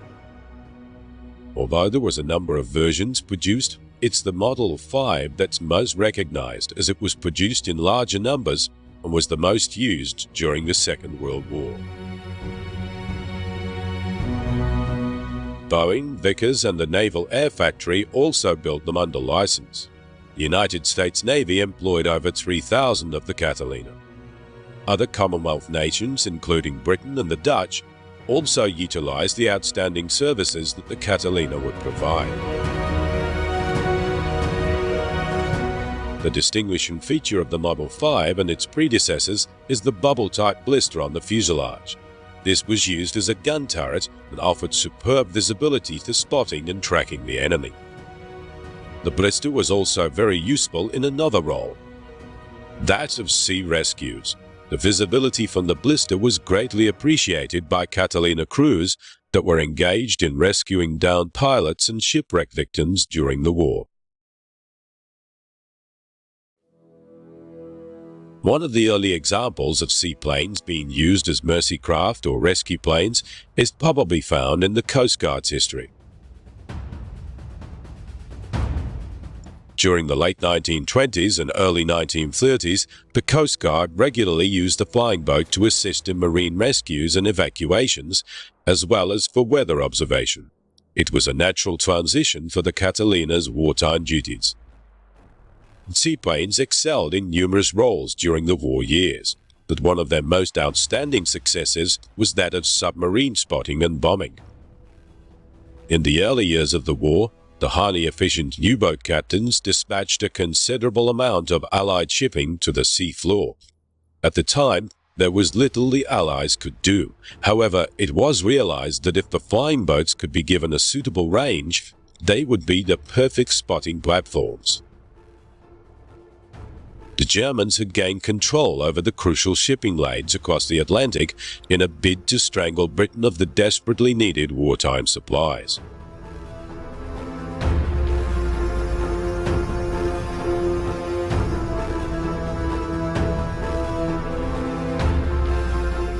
The PBY Catalina took over from the earlier bi-winged flying boats, and two models were formed: a true seaplane and an amphibious craft that had retractable undercarriage which allowed it to land on both the sea and terra firma.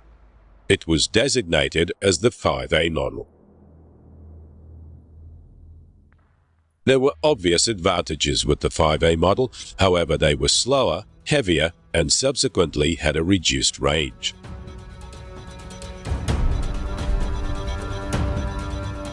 As soon as Britain received the Catalina, they were immediately pressed into service as submarine hunters. The Catalina had a range that exceeded 4,000 miles, and this permitted it to escort convoys much further than was previously possible. The Catalina was the first real weapon that assisted in keeping the sea lanes open.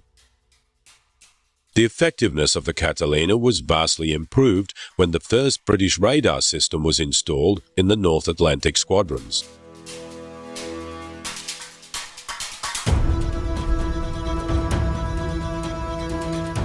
Once detected, the Catalinas would assault the submarines with bombs or depth charges.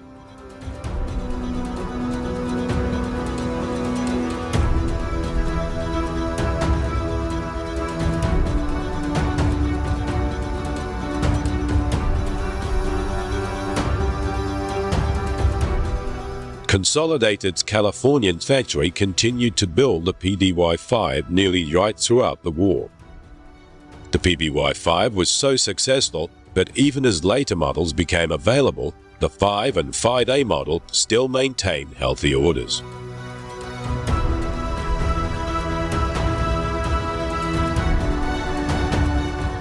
The PBY's construction was a mixture of boat building and aircraft manufacture. The wing, which was perhaps the most important part regarding the PBY's success, was built from steel and hand-stitched canvas.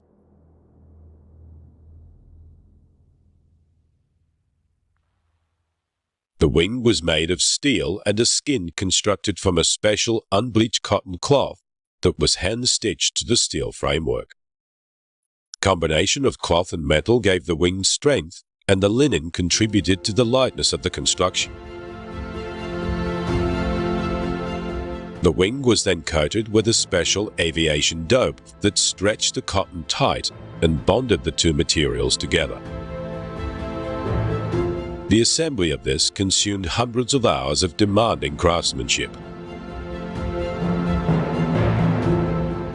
Another feature of the PBY's wing was its retractable wingtip floats that could be raised during flight to reduce drag and improve the aircraft's handling characteristics. The large wing of the PBY was the secret to the plane's success. It provided great lift and held the plane's entire fuel load that would give the PBY its legendary long-range capability. Another interesting fact is that the dry climate of California permitted the construction of some aspects of the PBY, such as the fitting of the wings, to be completed outdoors. This saved the company from having to build thousands of square feet of roofed factory space. Tens of thousands of rivets were required, and Consolidated's rivet machine produced about 1 million rivets a week. Due to the stress of landing on water, the hull needed more attention to detail than other planes of this vintage, and the plating had to be watertight.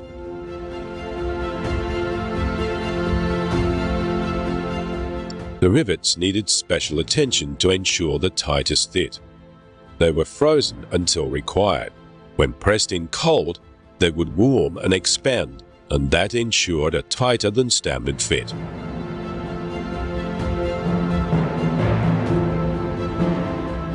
The craftsmen at the consolidated manufacturing facility were as much boat builders as they were aircraft builders. The fuselage had to pass a watertight test. Since it wasn't feasible to build a water tank for testing the integrity of the fuselage, rather the fuselage was filled with water and checked by inspecting the outside surface instead.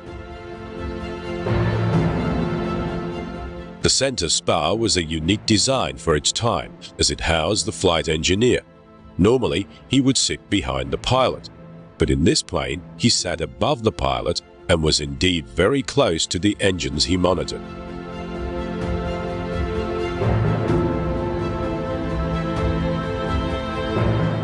The PBY-5 was ordered in December 1939 and had an improved power plant of 2 Pratt & Whitney double wasp engines rated at 1200 horsepower, compared to the PBY-4's 1050 horsepower. Just 4 bolts held the engines to the wings. Nearing the final stage of construction, the aircraft was painted.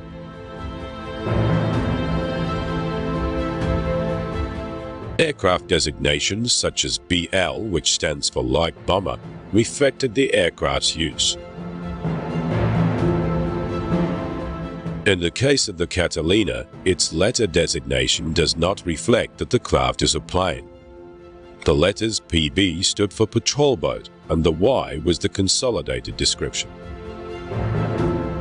The PBY's greatest asset was its range and the ability to fly comfortably on just one engine, which further decreased its fuel consumption.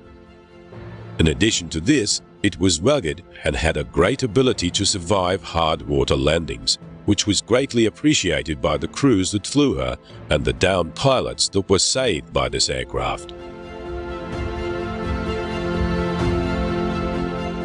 The PBY was in essence an early 1930s design, and although it was used in many theaters of the war, it was showing its age when it was compared to newly designed aircraft. However, it was so good at the roles it was given that even its outdated performance still couldn't hold back the Catalina from going on to become a legend.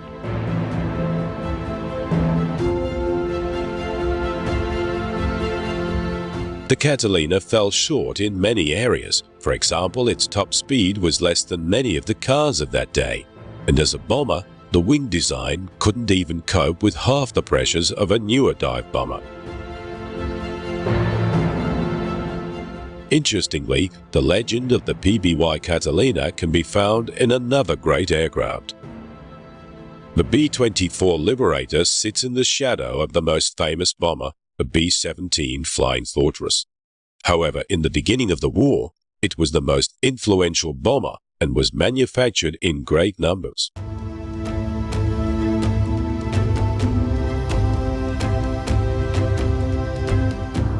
A total of 19,256 planes in several versions were produced by Consolidated Loyalty, Ford Motor Company, Douglas Aircraft, and North American Aircraft between the years of 1939 and 1945.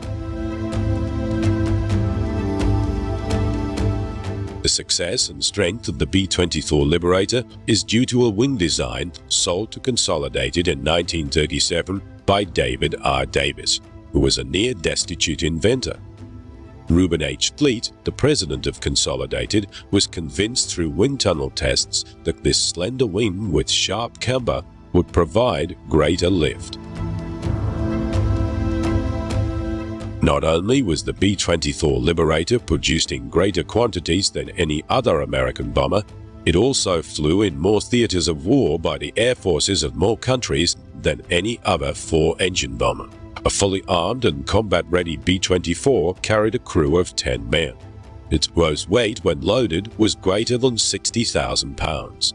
In its most common form, it had 4 movable turrets, each with 2 50-caliber machine guns and 2 individual 50s in the waist, making a total of 10.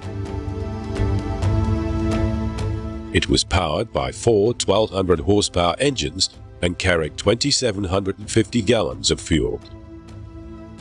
Many B-24 missions were round trips of 1,500 miles, and some extended ranges were closer to 2,000 miles. The planes were not pressurized or heated.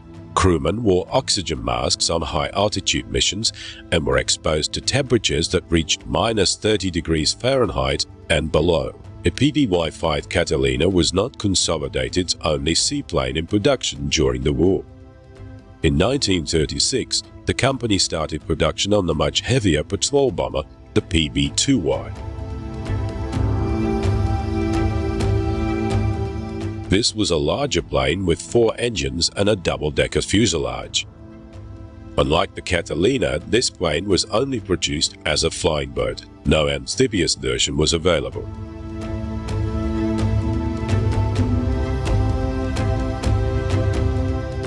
The PB-2Y never achieved the fame of a Catalina. Only small numbers of the PB-2Y were built. It was Consolidated's model number 29, and production ceased in 1941.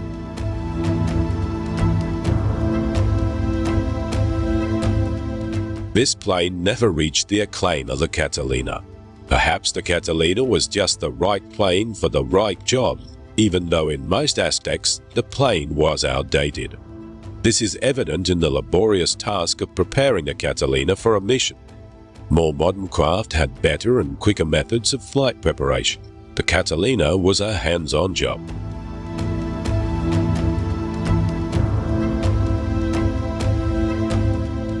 Sub-Catalinas operated in many secret operations throughout the war. They flew night missions and were painted black. They became known as Black Cats. Their roles included mine-laying, bombing enemy shipping, and sea rescues.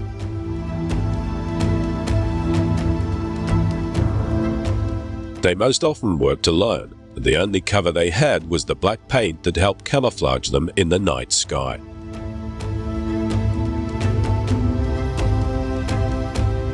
The Black Cat crews left at dusk, and their flights extended well into the night. At that time, there wasn't any such thing as global positioning, and night flying gave them little opportunity to navigate by visual means. Their main means of navigation was the stars. The crews mostly flew blind. A crew may be grateful for a moonless night for safety reasons, yet the same night resulted in a much reduced chance to find and destroy an enemy.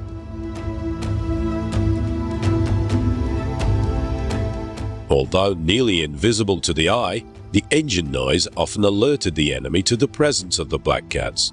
If they were lucky, the Cats would be able to strike first and withdraw in success before the enemy could get into full swing. The Japanese became aware of the Black Cat's tactics and put together the Japanese night fighters to counterattack. The old Catalina was very susceptible as its age was a very real barrier to any performance flying. However, with black paint and the ability to land on water, the Cats often dived and skinned the ocean in a cat-and-mouse game of detection. The antiques of the Black Cats has only recently come to light as the veil of secrecy is lifting. They stealthily hunted down freighters, submarines, tankers, and even destroyers.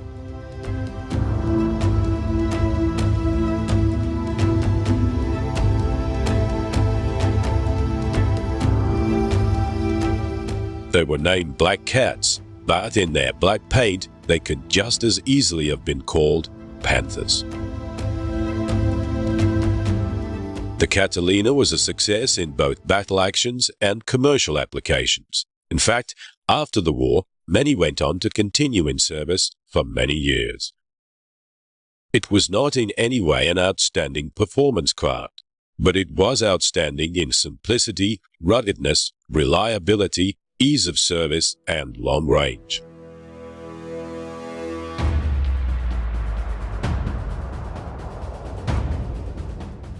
ABY was just a perfect plane for the roles it was given. It seemed the plane was designed around these roles. However, the irony is, The plane was designed well before its wartime missions were called for.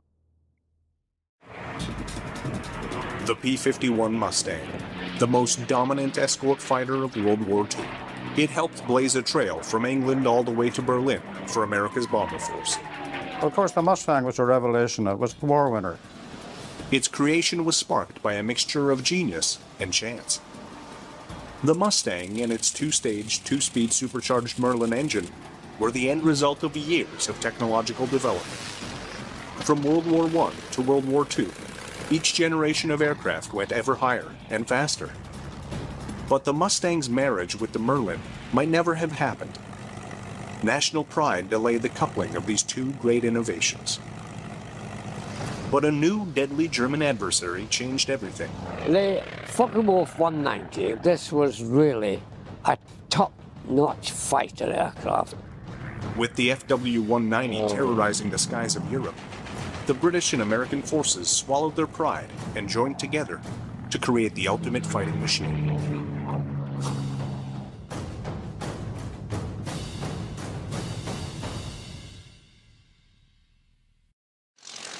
December 17, 1903. The Wright brothers' aircraft, the Wright 1, successfully takes off, initiating the dawn of aviation. Man had already taken to the skies with gliders and balloons, but this was the first time that an engine had propelled him into the air. The Wright 1's engine was a crude design by today's standards and put out 12 horsepower only. It was an inline engine, meaning that its cylinders, 4 in total, were mounted in a straight line, a layout that would inspire some of the most advanced piston-engined aircraft ever created. Though a simple design, the Wright engine was innovative. It was the first engine to make use of a lightweight cast aluminum crankcase. Every pound counted. With a heavier engine, the Wrights may not have made history that winter's day in North Carolina. Aircraft weight and power would continue to be important to the evolution of flight. World War I was approaching, and the newly formed air forces of the world needed reliable engines with enough power to sustain flight during operations. From France would come a new type of power plant to take the fight into the air, the rotary engine. Rotary engines operated differently than the inline ones used by the Wright brothers. The cylinders were arranged in a radial pattern rather than a line. When the engine was fired up, the crankshaft remained stationary, while the crankcase and cylinders rotated around it. A rotary engine had one giant advantage over the inlines of the era. It was much lighter, and thus gave a pilot better performance during combat or while trying to evade an enemy. However, the rotary engine was not without its shortcomings. It had poor fuel economy, as it was often run on full throttle. It also provided an unpleasant ride. Castor oil was mixed with the fuel mixture for lubrication, with the side effect of heavy fumes, smoke, and an oil shower for pilots. Turns with a rotary-powered aircraft could prove treacherous. As the whole engine rotated, it produced a gyroscopic effect. A turn to the right, at full power and low level, could end with the death of a pilot.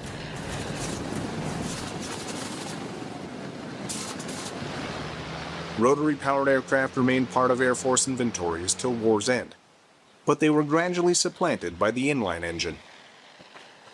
Inlines based on the same principles as the one found in the original Wright plane kept improving in terms of power and performance.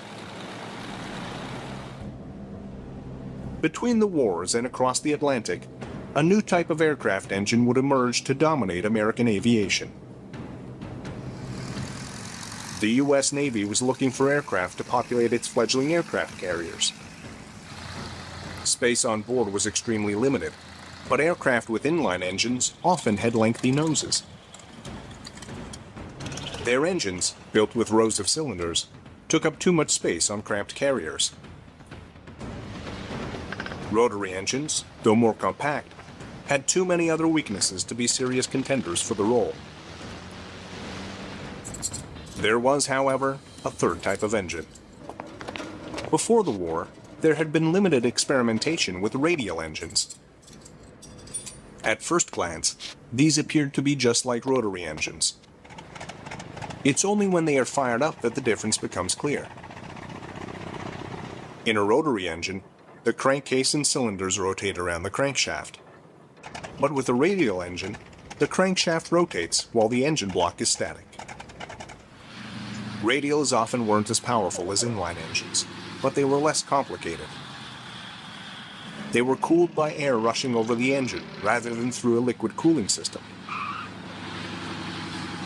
This made radials less vulnerable to battle damage, which might rupture the coolant lines.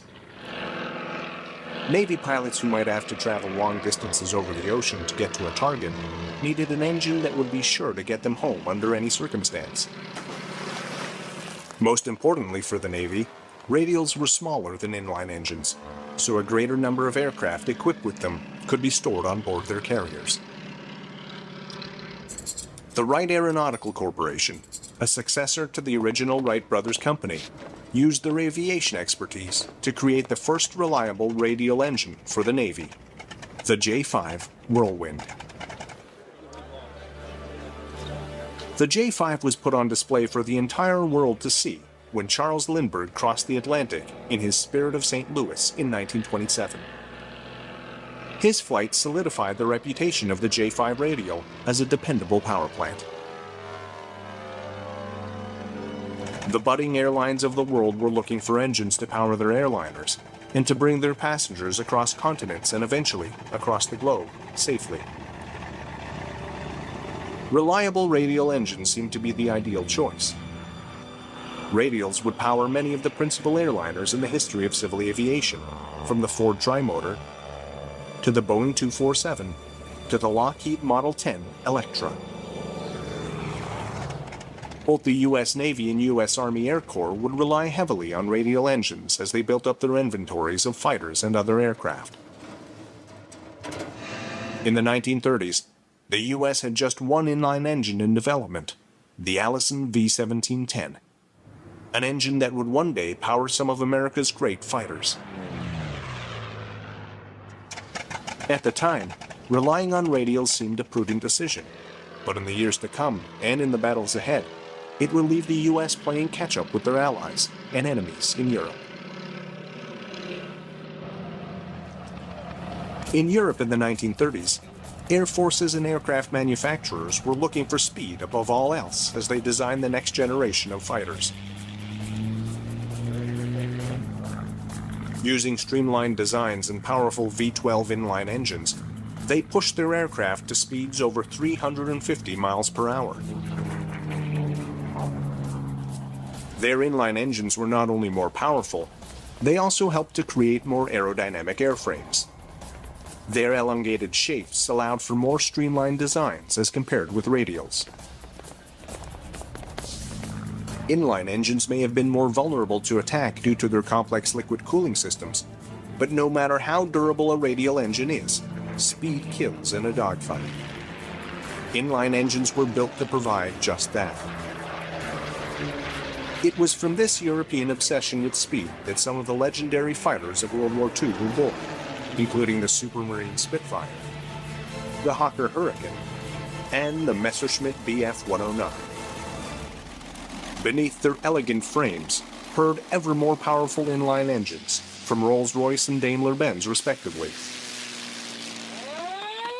In the middle of 1940, the pilots of the RAF tested their mettle and the endurance of their fighting machines in some of the most spectacular air battles of World War II. Vice-Fuhrer Göring had promised to destroy the RAF and thus facilitate the invasion of Britain. Göring had at his disposal an armada of medium bombers protected by a deadly fighter force.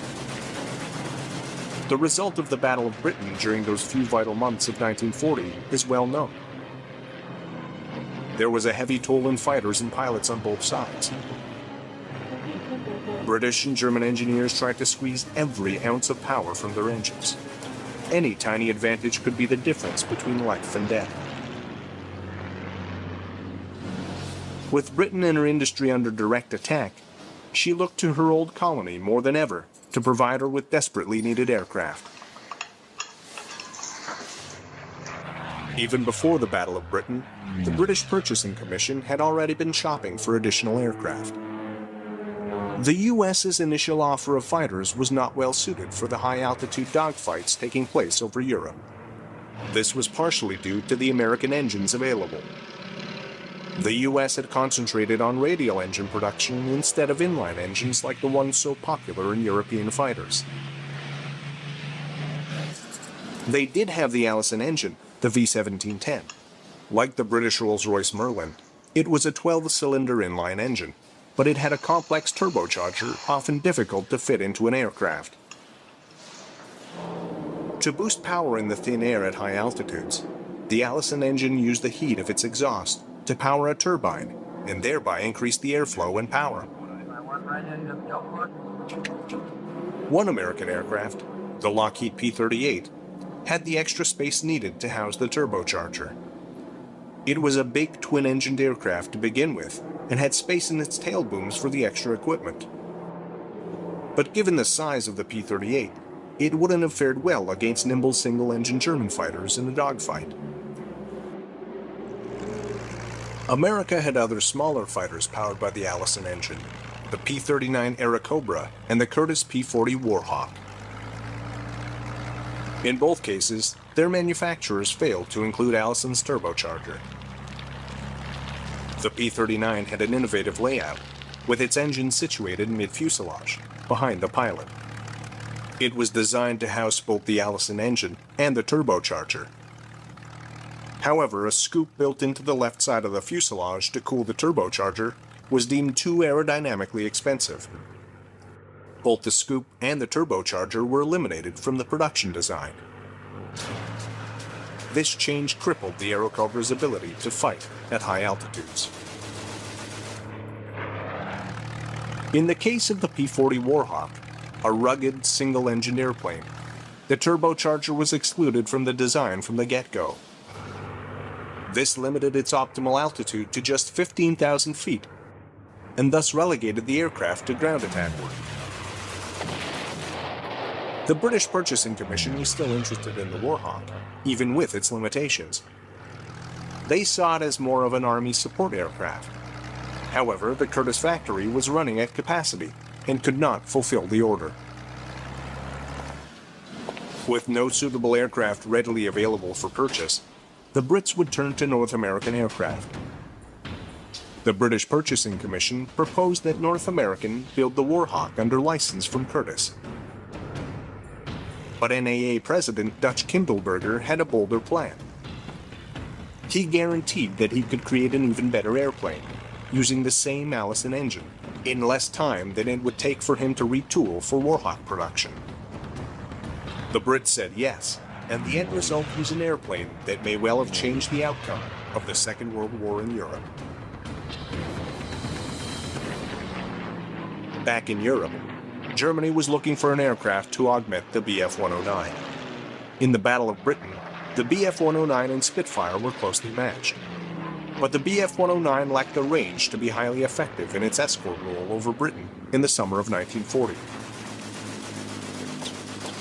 The Luftwaffe had a twin-engined escort, the Bf-110. It had the range to be an excellent escort, but it lacked the maneuverability to defend itself or its charge in a dogfight.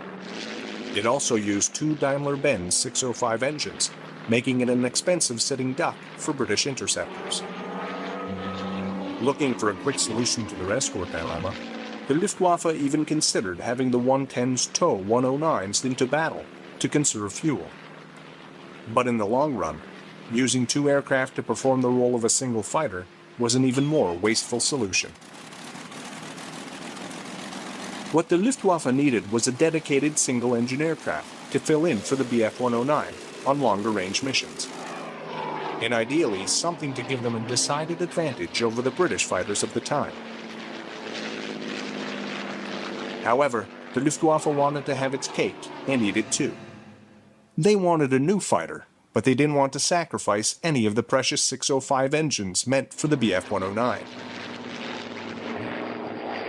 To the consternation of the Luftwaffe, Most of the new submissions for fighter designs from German industry were to be built around this very same engine. To solve Germany's escort woes, one man, Kurt Tank, Focke-Wulf's legendary designer and test pilot, did what was almost unthinkable at the time. Since the start of the war, British and German designers had relied upon powerful 12-cylinder inline engines to power their fighters. Tank dared to build Germany's next fighter around a bomber's radial engine. The air-cooled BMW 801 radial engine had plenty of power and had proven reliable in the Ju-88 and Do-217. But radials in a fighter were a rare sight in Europe. It was difficult to build as aerodynamic a fuselage to house them in as when constructing one for a slender inline engine.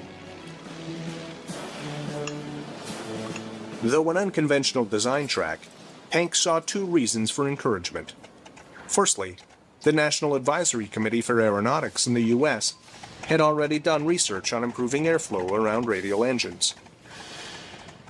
Over time, they had developed the NACA cowl, which at least helped to reduce drag.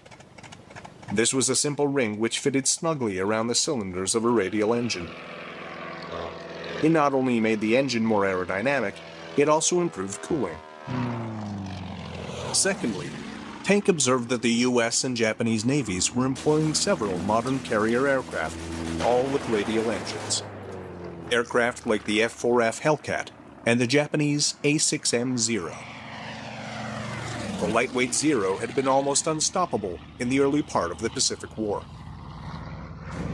Tank had continued to explore ways of improving his new radial-engined aircraft and reducing the drag effect, although some say his greatest task was selling the radial idea to the ministry. If that was the case, the bureaucrats must have been quickly won over by Kurt Tank's first prototypes. Given the designation the Focke-Wulf 190, and unofficially known as the Butcher Bird, the Luftwaffe's latest fighter was rushed into production. Fortunately for the Allies, the FW-190 arrived after the close of the Battle of Britain. In the summer of 1941, 5 Mark V Spitfires flying over the south coast spotted several radial engine fighters in German markings. At first glance, they were mistaken for US-built Republic Lancers. It was a deadly case of mistaken identity. The aircraft were, in reality, early model FW-190s. The Spitfire pilots who survived the ensuing battle lived to tell just how quickly their comrades had been lost. But Britain's greatest loss that day was not pilots or planes. The battle marked the day Britain lost air superiority to the Luftwaffe. The RAF had to do something, and fast. All eyes looked to Rolls-Royce, manufacturer of the Merlin engine, the power plant of the Spitfire, Hurricane, and so many of Britain's great planes. Although the company had the next-generation engine, the 12-cylinder Griffin in development, it was well over a year away, more than enough time for Britain to lose the war. Earlier, there had been some thought given to modifying a few Merlin engines for experimental high-altitude work to be executed by a Wellington bomber. It was little more than an idea at the time, but in Britain's hour of desperate need, Rolls-Royce engineers worked night and day to test the concept. Merlin engines were already supercharged. An air compressor mechanically attached to the rotating camshaft increased the airflow to the engine, allowing it to burn more fuel and to boost performance. Rolls-Royce engineers had theorized that adding a second supercharger could give the engine even more punch during high-altitude work. Might a two-stage supercharger help the RAF reclaim air supremacy? The end result of the Rolls-Royce experiments was breathtaking. It was almost as if the two-stage, two-speed Merlin was an entirely different engine, when in fact it was just a modification. When the double supercharged aircraft, dubbed the Spitfire Mark IX, finally arrived in June of 1942, the RAF had a rare opportunity to test it directly against a captured FW-190. The test results were far different than the day a group of unlucky RAF pilots ran into a flock of butcher birds. The two aircraft were virtual equals in terms of performance. Captain Eric Brown, who had flown a captured FW-190, had a chance to test the new Spitfire 9 against the German aircraft in live combat. I'd flown the 190 quite a bit, so I wasn't too frightened. I reckoned I knew what that aircraft could do, and I knew what my Spit could do, so I thought, well, I can handle this guy. Hoping he was somebody just out of training school. But no, I picked somebody who really knew what he was up to. And we had, I would say, a toing and froing over France. But neither could get a draw beat on the other. We finally realized, as both of us, we run out of fuel. We waggled our wings at each other and departed. And I realized this was really a top-notch fighter aircraft. The RAF had leveled the playing field with the Luftwaffe, at least for the time being. But what the RAF really needed was an aircraft to give them the upper hand. The new Merlin's greatest contribution to the war was still to come, when it was mated with an extraordinary aircraft of American design. Back in the U.S., North American Aircraft had continued to work on a Warhawk substitute, which met the specifications laid out by the British Purchasing Commission. They had specified that the airplane be powered by an Allison engine, that it cost less than $40,000, and that it be armed with 4 .303-inch machine guns. North American answered with the P-51 Mustang. It featured an advanced laminar flow wing for good aerodynamic efficiency and a wide gate undercarriage for safer landing. Pleasing to the eye and to fly, although mainly at lower altitudes, the new arrival quickly gained respect from pilots and ground crews alike. There were some concerns about how the Mustang would fare should it be forced to ditch while crossing the channel. During a water landing, its air scoop, located beneath the fuselage, might flood the aircraft or cause it to overturn. Water tank tests at Saunders Row were initiated to perfect the techniques for ditching the aircraft. Around the same time that the RAF was getting the Spitfire Mark 9 ready for combat, and the FW-190 was dominating the skies, Rolls-Royce test pilot Ronald Hawker was tasked with the mission of evaluating all aircraft powered by non-Rolls-Royce engines. He was thoroughly impressed with the P-51A, save for its poor performance at high altitude. Like the P-40 Warhawk, it had an Allison engine and no turbocharger. Hawker pondered how the aircraft might perform with the new Merlin engine. The results on paper were phenomenal. According to Rolls-Royce's calculations, with a Merlin power plant, the Mustang would not only outclass any American aircraft, but even new Spitfires using the same engine. Oddly, Hawker had to push for the mating of the Merlin 61 and the Mustang, even though the double supercharged P-51 would have outclassed the FW-190 as well. Hawker finally arranged for the marriage of the two great inventions, and test trials confirmed his hunch. The Mustang was a war winner. The main challenge was to produce enough aircraft and engines to reclaim the skies of Europe. North American would tweak the Mustang design to accommodate the Merlin 61 engine. It was a much more powerful engine, so the original P-51A airframe had to be reinforced. As well, the three-bladed prop was exchanged for one with four blades. The addition of plumbing for drop tanks might have seemed a small change, but it would have a great impact on the air battles to come. Packard took up manufacture of the Merlin 61 engines in the U.S. They were designated the V-1650s. Packard had arranged a licensing agreement with Rolls-Royce earlier in the war. Ford was originally slated to build American-made Merlins and seemed a perfect choice due to the company's industrial might. But Henry Ford was adamant that his company build defensive weapons only. North American's double supercharged aircraft, the P-51B and P-51C, first took flight in the spring and summer of 1943. Air Vice Marshal Paddy Harbison recalls when the Mustangs first arrived at his Spitfire squadron. Well, of course, the Mustang was a revelation. It was a much more comfortable airplane than the Spitfire was. And I have heard people talk about the relative merits of both. They were both war winners. The Spitfire was built as an interceptor. It could outturn a Mustang and it could outclimb it, but it didn't have the legs the Mustang had. And of course, if you can't get to where the fight is, you're not too effective.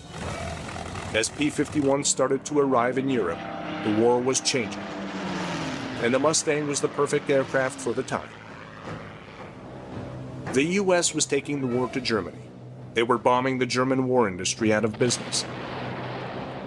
The only problem was their bombers were being shredded by speedy German interceptors. The U.S. had hinged their hopes on the ability of their bombers to defend themselves by maintaining a tight box formation. When this strategy failed, they were in dire need of an escort fighter. The P-38 Lightning was simply not agile enough to take on the role. Then there was the P-47 Thunderbolt. It was an awesome radial engine fighter, more than capable of taking care of itself in battle. But it had two major flaws. It was expensive, and it lacked the range to take the bombers all the way to Berlin and back. The P-51 Bs and Cs arrived just in time. They had been designed to carry drop tanks, and with the addition of a fuel tank behind the pilots, they had more than enough fuel to escort American bombers to Hitler's lair. The Mustang proved more than a match for Germany's FW-190 and Me-109. Slowly, American bombers closed in around Berlin. Suddenly, the Germans found themselves playing catch-up. Kurt Tank's FW-190 with a radial engine found it difficult at higher altitudes where the bombers roamed. Tank swapped its radial engine for an inline. The long-nosed aircraft was nicknamed the Dora. The Focke-Wulf Dora, the later Dora, was a magnificent fighter with an engine change, not really any structural changes other than those to accommodate the engine. But what it meant was, here was an airplane that could keep up with the hunt as the years of the war progressed. So from 1942 right up to the end of the war, the Focke-Wulf 190 was in the top grade of fighter or fighter bomber. The P-51 Mustang also continued to evolve as mechanics and engineers incorporated changes based on the feedback of pilots who had tested the plane in battle. Its canopy went through several permutations. The British swapped the original one for a sliding Malcolm hood, similar to a Spitfire's for improved visibility. The P-51D, the definitive version of the Mustang, had a bubble canopy, which offered 360 degrees of clear view. North American also upgraded the D's firepower.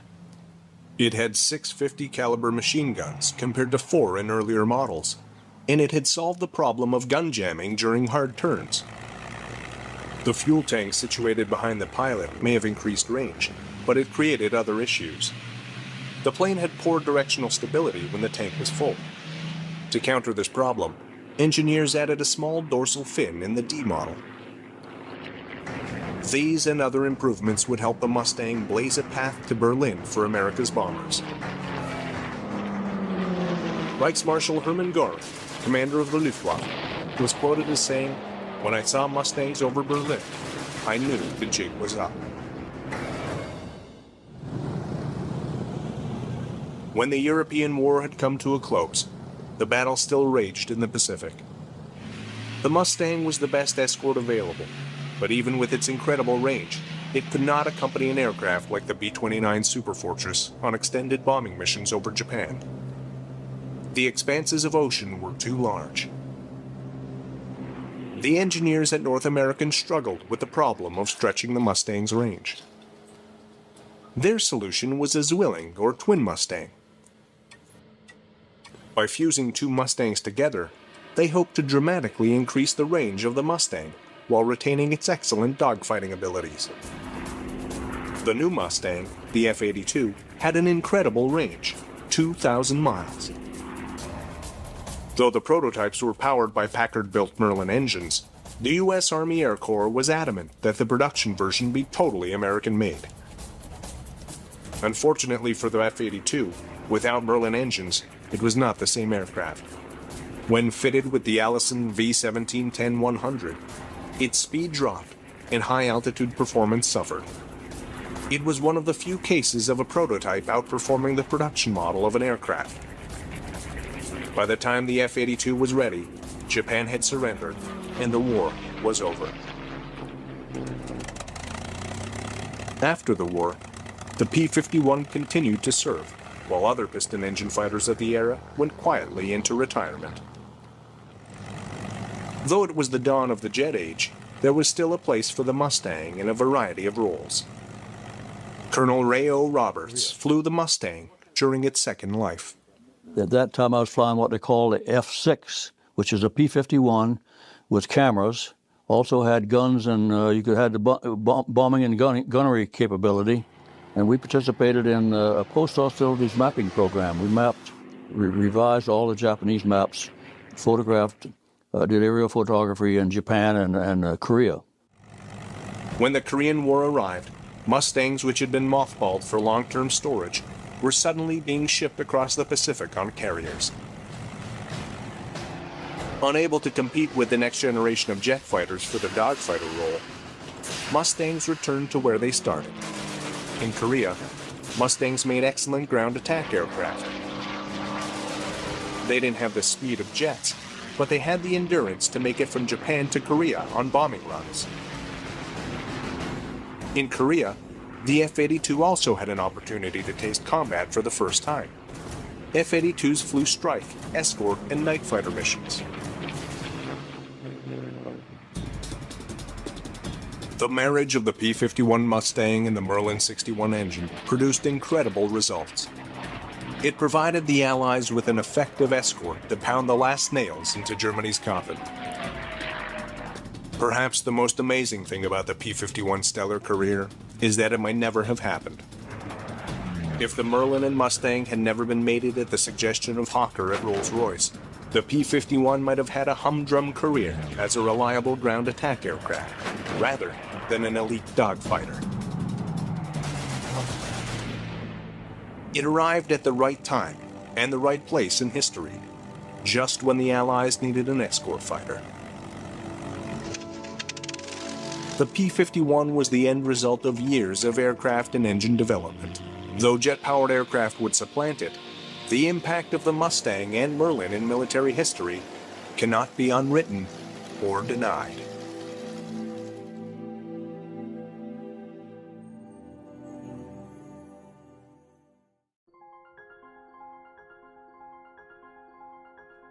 Aviation, the art of aeronautics, began with the dreamers, inventors, and daredevils who dared to defy gravity.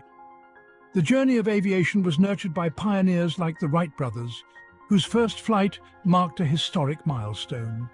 The role of aircrafts in world wars was groundbreaking, dramatically changing warfare strategies. This initiated a technological evolution in aviation, transforming the simplistic wings of a biplane into the thunderous roar of jet engines. Let's journey through the ages of aviation. Behind every great aircraft, there were great minds. These visionaries, like Sir Frank Whittle, the innovator of the turbojet engine, redefined air travel. Then there's Skunkworks' Kelly Johnson, the genius behind the SR-71 Blackbird. His designs combined speed, stealth, and power, crafting machines that dominated the heavens. The contributions of these pioneers have left an indelible mark on the canvas of aviation, shaping the course of history and inspiring generations of engineers and aviators. Each epoch in aviation history gave birth to extraordinary aircrafts, each with their own unique features and roles. The Lockheed SR-71 Blackbird was a marvel of speed and stealth. The F-105 Thunderchief, a supersonic fighter bomber, was vital in the Vietnam War. The P-51 Mustang, a long-range fighter, was critical in World War II. The P-47 Thunderbolt, a heavyweight fighter, was used extensively in the same war. The A-10 Thunderbolt II, the Warthog, is a close air support icon. The Messerschmitt Me-262 marked a leap forward in aviation technology. Each of these game changers were instrumental in their eras, and their legacies still resonate today. Beyond the game changers, there are those that have transcended their practical roles to become icons. The Concorde was not just an aircraft, it was a supersonic symbol of luxury and speed. The B-52 Superfortress, a strategic bomber, is an icon of power and resilience. These magnificent machines and others like them have become much more than just aircrafts. They are enduring icons that encapsulate the audacious spirit, the relentless innovation, and the boundless ambition that define the world of aviation.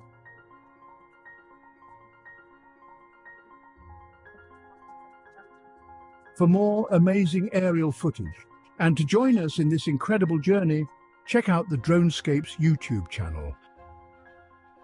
If you enjoyed this video, please remember to like and subscribe. And as always, thank you for watching.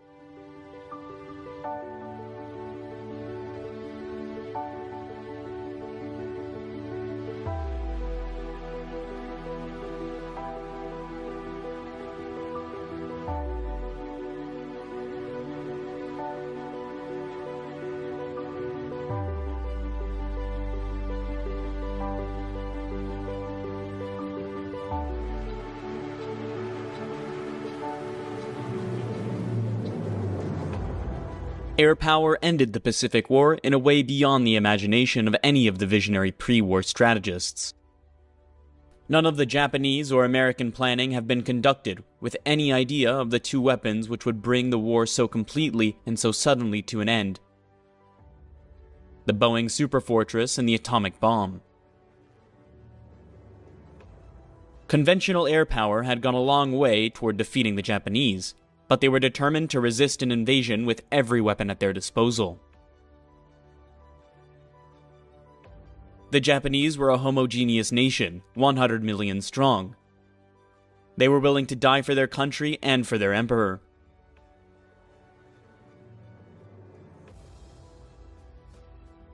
The Boeing B-29 was the most expensive single project of World War II. It cost more than $3 billion for design, development, production, and deployment. The Manhattan Project, which resulted in the atomic bomb, cost $2 billion. The B-29 was clearly the most outstanding bomber in the war by any standards of performance. It was far ahead of the American B-17 and the British Lancaster.